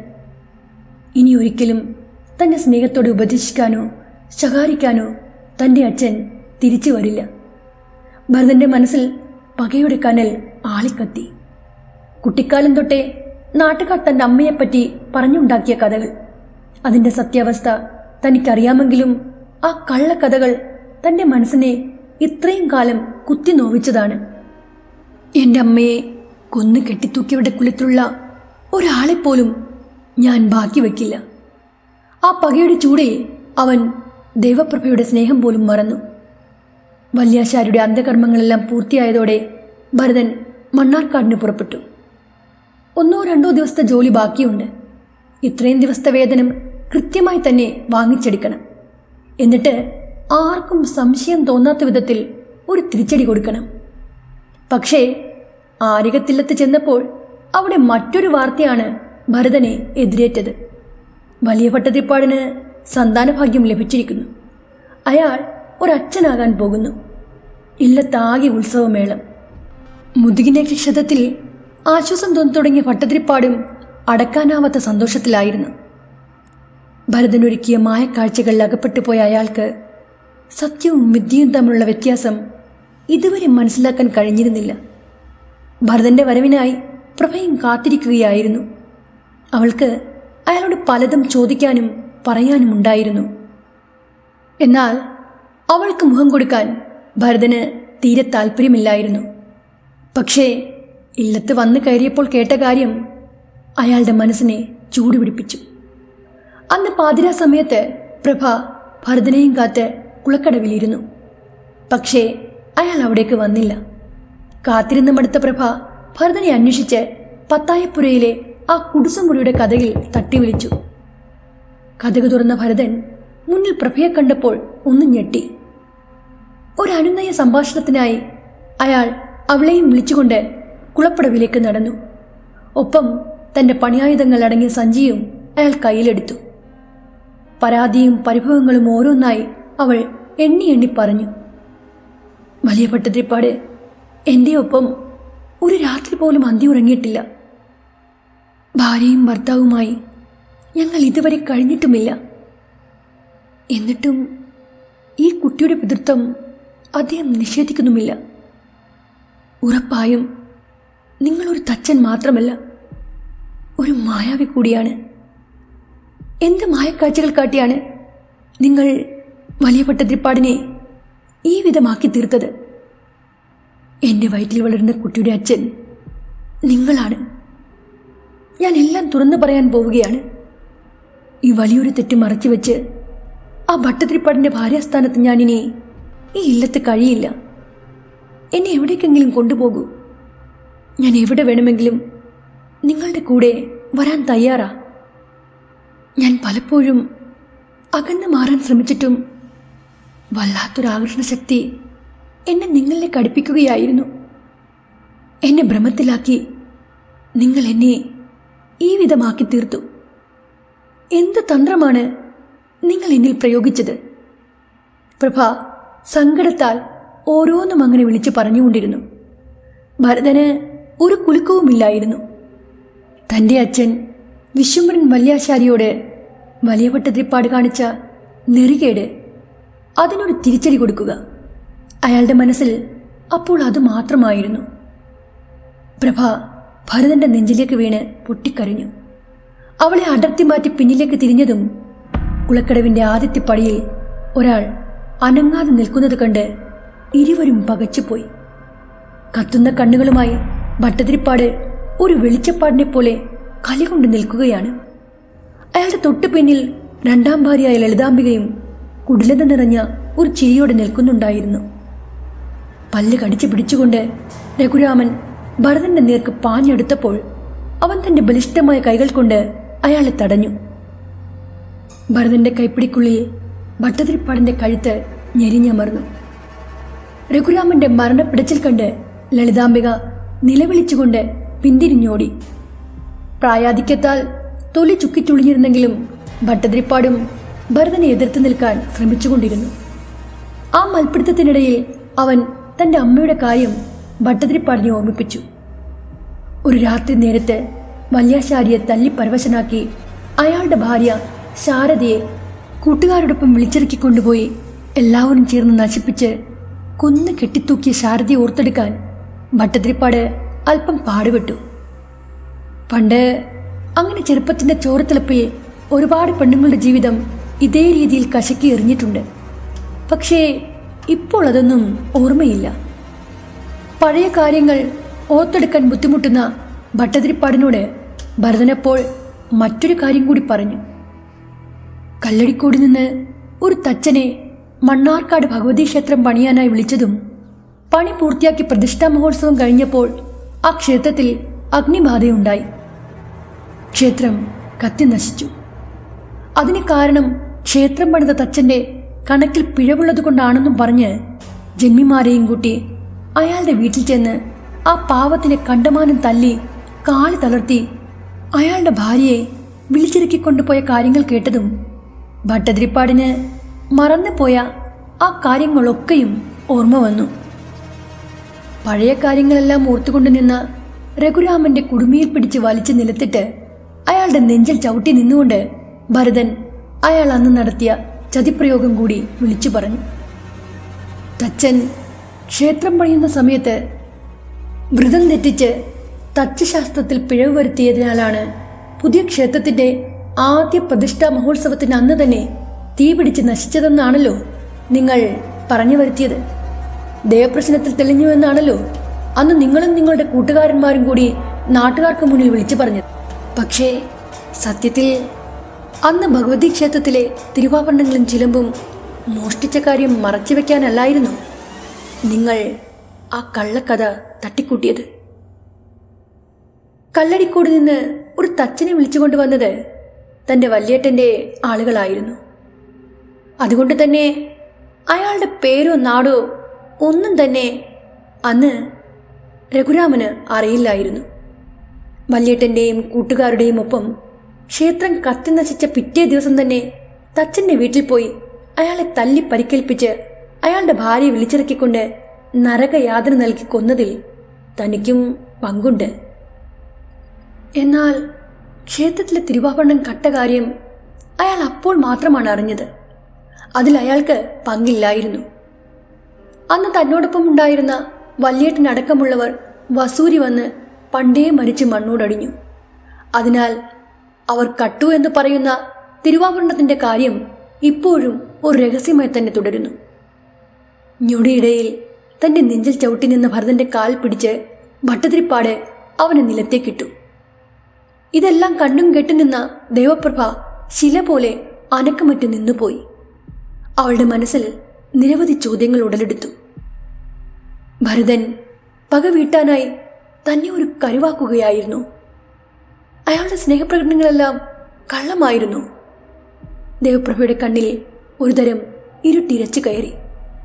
ഭട്ടതിരിപ്പാടിന്റെ കാൽപാദത്തിനടിയിൽ കിടന്ന് ഭരതൻ പിടഞ്ഞു. അവന്റെ മുഖത്ത് ആഞ്ഞു ചവിട്ടി അയാൾ മുന്നിൽ നിന്ന് പ്രഭയ്ക്ക് നേരെ തിരിഞ്ഞു. നശിച്ചവളെ, നിന്റെ ഉദരത്തിൽ വളർന്ന ഇവന്റെ സന്തതിയെ നീ എന്റെ തലയിൽ കെട്ടിവെക്കാൻ ശ്രമിക്കുകയായിരുന്നു. ഈ ഭൂമിക്ക് മീതെ ഞാൻ രണ്ടിനെയും വെച്ചേക്കില്ല. മായക്കാഴ്ചകൾ കാട്ടി ഇത്രയും നാൾ ഈ കിടക്കുന്നവൻ എന്നെ പറ്റിക്കുകയായിരുന്നു അല്ലേ? അതിന് നീയും കൂട്ടുനിന്നു. ഭട്ടതിരിപ്പാട് ഒറ്റ ചവിട്ടിന് പ്രഭയെ കുളത്തിലേക്കിട്ടു. ആ സമയം കിടന്നിടത്ത് നിന്ന് എണീക്കാൻ ഭരതൻ വല്ലാതെ പാടുപെട്ടു. തന്റെ ശക്തികളെല്ലാം നഷ്ടപ്പെട്ടതുപോലെ അവന് തോന്നി. ചാത്തൻ തന്നോട് ഇടഞ്ഞിരിക്കുന്നു. വിളക്ക് വെക്കുന്നത് മുടങ്ങിയതോടെ ചാത്തൻ തന്നെ ഉപേക്ഷിച്ചിരിക്കുന്നു എന്നറിഞ്ഞിട്ടും ഭരതൻ മനസ്സുരുകി ചാത്തനെ വിളിച്ചു. ചാത്തന്റെ ഒരു സാന്നിധ്യവും അവനപ്പോൾ തിരിച്ചറിയാൻ കഴിഞ്ഞില്ല. കുളത്തിലേക്ക് വീണ വീഴ്ചയിൽ പ്രഭയുടെ തല കുളക്കടവിൽ ശക്തിയായിട്ടിടിച്ചു. എത്തമില്ല കയത്തിലകപ്പെട്ട് അവൾ മുങ്ങിപ്പൊങ്ങി. കുളത്തിൽ വെള്ളത്തിൽ നിന്ന് ഉയർന്നു പൊങ്ങിയ പ്രഭയുടെ തലയിൽ ചവിട്ടി ഭട്ടതിരിപ്പാട് അവളെ വീണ്ടും കുളത്തിലേക്ക് താഴ്ത്തി. പിന്നെ ഒന്നും നോക്കിയില്ല. ഭരതൻ കുളപ്പടവിലിരുന്ന സഞ്ചിയിൽ നിന്ന് മൂർച്ചയുള്ള ഒരു ഉളിയെടുത്ത് ഭട്ടതിരിപ്പാടിന്റെ കഴുത്തിന് നേർക്ക് വീശി. തച്ചന്റെ ഉളി കൊണ്ട് മുറിവേറ്റ ഭട്ടതിരിപ്പാട് പിടഞ്ഞ് പിടഞ്ഞ് ആ കുളത്തിലേക്ക് തന്നെ വീണു. അതോടെ കുളത്തിലെ വെള്ളം ചോരച്ചുവപ്പായി.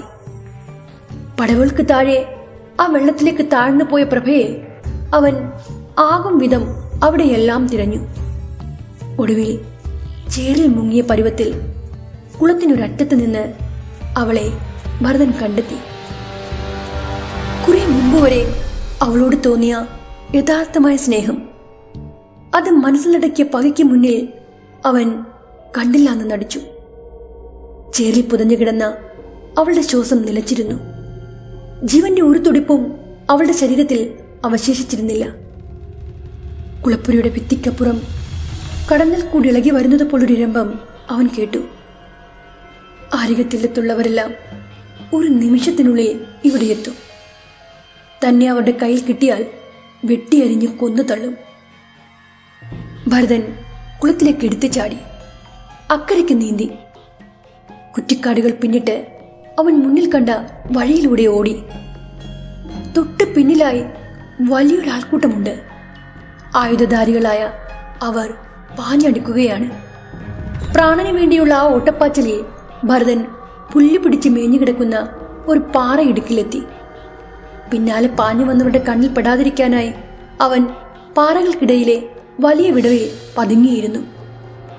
നേരമിരുട്ടി. ആ പ്രദേശത്തിന് ചുറ്റുപാടും നിന്ന് കേട്ട ശബ്ദ കോലാഹലങ്ങൾ അപ്പോഴും നിലച്ചിരുന്നില്ല. ഓടിത്തളർന്ന അവൻ അവിടെ ഇരുന്ന് മയങ്ങിപ്പോയി. ചെവി തുളക്കുന്ന ഒരു മുരൾച്ച കേട്ടാണ് ഭരതൻ ആ മയക്കത്തിൽ നിന്ന് ഞെട്ടി ഉണർന്നത്. കനത്ത ഇരുട്ടിൽ രണ്ട് ചുവന്ന കണ്ണുകൾ തീക്കനൽ പോലെ വെട്ടിത്തിളങ്ങുന്നു. നീണ്ട കൂർത്ത കൊമ്പുകളുള്ള ആ ഭയാനക രൂപം കണ്ട് ഭരതൻ വീണ്ടും ഓട്ടം തുടങ്ങി. ഒരു വെളിച്ചപ്പാടിനെ പോലെ തുള്ളി ഉറഞ്ഞുകൊണ്ട് വലിയൊരലർച്ചയോടെ തന്റെ പിന്നാലെ വരുന്ന ആ ഭയാനക രൂപം ചാത്തനാണെന്ന് തന്നെ ആ ഓട്ടത്തിലും ഭരതൻ മനസ്സിലാക്കി കഴിഞ്ഞിരുന്നു. ആഗ്രഹിച്ചതെല്ലാം ചാത്തൻ തനിക്ക് നടത്തിത്തന്നു.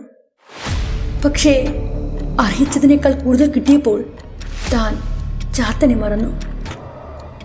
ചാത്തന്റെ കോപത്തിൽ നിന്ന് രക്ഷപ്പെടാനായി ഗുരു പറഞ്ഞത് പ്രകാരം പൊന്നുണ്ണി വിഷ്ണുമായ ചാത്തനെയും കാളിയെയും ഒപ്പം ഉപാസിച്ചതാണ്. എന്നിട്ടും രക്ഷയില്ല. ചാത്തന്മാരെല്ലാം തന്നെ കൈവടിഞ്ഞിരിക്കുന്നു. സേവാകർമ്മങ്ങൾ മുടക്കമുണ്ടായി തുടങ്ങിയപ്പോൾ തന്നെ തനിക്ക് അച്ഛന് നഷ്ടമായി. അതൊരു പതിവാക്കിയപ്പോൾ പ്രഭയെയും നഷ്ടപ്പെട്ടു. മുറിവേറ്റ നായെപ്പോലെ ഭരതൻ അങ്ങനെ ഓടിക്കൊണ്ടേയിരുന്നു. കനത്ത ഇരുട്ടിൽ കത്തുന്ന കനൽ കണ്ണുകളുള്ള കറുത്ത രൂപങ്ങൾ അവനെ പിന്തുടർന്നുകൊണ്ടിരുന്നു.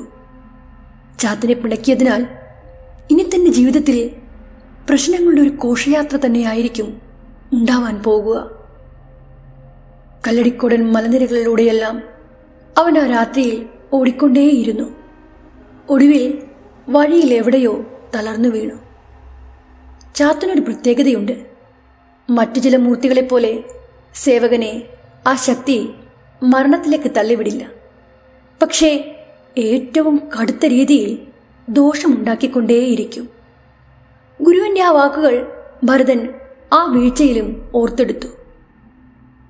ദേഹമാകെ മുറിവുകളേറ്റ് അയാളുടെ ബോധം മറഞ്ഞു. കണ്ണു തുറന്നപ്പോൾ ഭരതൻ ഒരു കുടിലായിരുന്നു. കയറുപാകിയ കട്ടിലിൽ അവൻ അനങ്ങാതങ്ങനെ കിടന്നു. വിശപ്പും ദാഹവും അവനെ വല്ലാതെ തളർത്തിയിരുന്നു. നേരെ മിരട്ടി തുടങ്ങിയപ്പോഴാണ് ഒരാൾ അവിടേക്ക് കയറി വന്നത്. ആജാനുബാഹുവായ ആ ചെറുപ്പക്കാരൻ ഭരതനെ എണീപ്പിച്ചിരുത്തി. അവൻ ആഹാരം നൽകി. നാട്ടുപ്രമാണിമാർ തന്നെ തപ്പി നടക്കുകയാണ്. അവർക്ക് തന്നെ പിടിച്ചുകൊടുത്താൽ എനിക്ക് മടിനിറയെ പണം കിട്ടും. പക്ഷെ എന്തോ തന്നോട് എനിക്കങ്ങനെ ചെയ്യാൻ തോന്നുന്നില്ല. അധികം സംസാരിക്കാത്ത പ്രകൃതക്കാരനായ അയാൾ ഒരു തസ്കരനാണെന്ന് അധികം വൈകാതെ തന്നെ ഭരതന് മനസ്സിലായി. രാത്രിയിൽ ഒരു നേരം മാത്രം ഭാർഗവൻ എന്നു പേരുള്ള അയാൾ അല്പം ഭക്ഷണവുമായി അവൻ്റെ അരികിലെത്തും. പകൽ മുഴുവനും വെള്ളം കുടിച്ച് വിശപ്പകറ്റണം. വിഷ്ണുമായ ചാത്തനെയും കാളിയെയും ഉപാസിച്ചതുകൊണ്ടാവാം ചാത്തൻ്റെ കോപാഗ്നിയുടെ കാഠിന്യത്തിൽ നിന്ന് തനിക്ക് തെല്ലൊരാശ്വാസം കിട്ടിയത്. ബലിഷ്ഠമായ മാംസപേശികളുള്ള ശരീരത്തിനുടമയായ ഭരതൻ കേവലം കുറച്ച് ദിവസങ്ങൾ കൊണ്ട് തന്നെ ആ കയറുകട്ടിലിനോടൊട്ടി അസ്ഥി കൂടം പോലെയായി. നല്ല കാലത്ത് ചാത്തനെ കൂട്ടുപിടിച്ച് മറ്റുള്ളവരെ ദ്രോഹിച്ചപ്പോൾ ഇങ്ങനെയൊരവസ്ഥ തനിക്കുണ്ടാകുമെന്ന് അവൻ ഒരിക്കൽ പോലും പ്രതീക്ഷിച്ചിരുന്നില്ല. ചെയ്തു പോയ തെറ്റുകളൊക്കെയും പതിന്മടങ്ങായി തിരിച്ചടിക്കുകയാണ്. രാത്രിയോ പകലോ ഉറങ്ങാനാകുന്നില്ല. കണ്ണടച്ചാൽ ചാത്തൻ്റെ ഭയാനകമായ രൂപമാണ് മുന്നിൽ തെളിഞ്ഞു വരുന്നത്. ഒന്ന് തിരിഞ്ഞു കിടക്കാൻ പോലും ആകാതെ ഒരേ കിടപ്പ് കിടക്കുന്നതുകൊണ്ട് ഭരതന്റെ മുതുകിൽ വലിയ വലിയ വ്രണങ്ങൾ രൂപം കൊണ്ടു. ആ വ്രണങ്ങളിൽ പുഴുക്കൾ നുരയ്ക്കുന്നത് അവൻ വേദനയോട് തിരിച്ചറിഞ്ഞു. നിഷ്കളങ്കയായ ഒരു പെൺകുട്ടിയുടെയും ഒരു ശിശുവിൻ്റെയും ദീനരോദനങ്ങൾ പകലെല്ലാം അയാളുടെ കാതിൽ തുളച്ചു കയറി. രാത്രിയിൽ ചാത്തൻ്റെ ദുസ്വപ്നങ്ങൾ കൂടിയായപ്പോൾ ഭരതന്റെ ശേഷിച്ച ജീവിതം നരക തുല്യമായി. പുഴുത്തുന്ന വ്രണങ്ങളിലെ അസഹനീയമായ വേദനയിലും തൻ്റെ പ്രാണൻ ഈ ശരീരം വിട്ട് പോകില്ല എന്ന് അവന് മനസ്സിലായി. ഈ നരക ജീവിതത്തിൽ നിന്ന് മുക്തി കിട്ടണമെങ്കിൽ താൻ സ്വയത്തമാക്കിയ ഉപാസന ആർക്കെങ്കിലും കൈമാറണം. അതിന് ആര് തയ്യാറാകും? ഒടുവിൽ അന്ന് രാത്രി തനിക്ക് അത്താഴവുമായി വന്ന തസ്കര വീരനോട് ചാത്തൻ സേവയെക്കുറിച്ച് ഭരതൻ വാതോരാതെ സംസാരിച്ചു. ഉപാസകൻ അറിഞ്ഞു വിളിച്ചാൽ വിളിപ്പുറത്തെത്തുന്ന ചാത്തൻ, അസാധ്യമായതെന്തും സാധിച്ചു തരുന്ന ക്ഷിപ്രപ്രസാദിയായ ചാത്തൻ. ഉപാസനാകർമ്മങ്ങൾ പിഴവ് പറ്റിയാൽ ഉപാസകന് സംഭവിക്കാവുന്ന അപകടങ്ങളെക്കുറിച്ചൊന്നും ഭരതൻ അയാളോട് അധികമൊന്നും വിവരിച്ചില്ല. കല്ലടിക്കോട് മലവാരത്തെ ചെമ്പൻ എന്നൊരാളായിരുന്നു തൻ്റെ ഗുരുവെന്നും അദ്ദേഹം വിളിച്ചു ചൊല്ലി പ്രാർത്ഥിച്ച മന്ത്രങ്ങളാണ് താൻ സ്വയത്തമാക്കിയിരിക്കുന്നതെന്നും ഭരതൻ ഭാർഗവനെ പറഞ്ഞു കൽപ്പിച്ചു. അയാൾ ഭരതന്റെ വർത്തമാനത്തിൽ വീണുപോയി. സേവ സ്വീകരിക്കാൻ ഭാർഗവൻ തയ്യാറായി. മരണക്കിടക്കയിൽ ഭരതൻ ഭാർഗവനോട് ചാത്തൻ എന്തെല്ലാം നേദിക്കണമെന്നും എങ്ങനെ സേവ ചെയ്യണമെന്നുമെല്ലാം പറഞ്ഞുകൊടുത്തു. ഭരതൻ പറഞ്ഞ മന്ത്രജപങ്ങളെല്ലാം ശ്രദ്ധയോട് കേട്ടുനിന്ന ഭാർഗവൻ ഒടുവിൽ അയാൾ പറഞ്ഞതുപോലെ തന്നെ പിന്നീടുള്ള കാര്യങ്ങളും ചെയ്യാൻ തയ്യാറായി. പുഴുന്നുരയ്ക്കുന്ന വ്രണങ്ങളുമായി കിടന്ന ഭരതനെ ഭാർഗവൻ കയറുകട്ടിൽ നിന്ന് എടുത്ത് തറയിൽ കിടത്തി. ശേഷം ഒരു പാത്രത്തിൽ ചെറിയൊരു വാഴയില കീറി വെച്ച് അതിൽ എണ്ണയിൽ മുക്കിയ തിരി കത്തിച്ചു വെച്ചു. പിന്നീട് ഭാർഗവൻ ഭരതന് ചുറ്റും 3 വലത്ത് വെച്ചു. 3ാമത്തെ വലത്ത് പൂർത്തിയാക്കിയതിനോടൊപ്പം തന്നെ ഭാർഗവൻ ആ പാത്രം ഭരതന്റെ കാൽച്ചുവട്ടിൽ കൊണ്ടുവന്ന് കമഴ്ത്തി നിലത്താഞ്ഞടിച്ചു. അതോടെ ഭരതന്റെ പുഴുവരിച്ച ശരീരം ഒന്ന് പിടഞ്ഞു.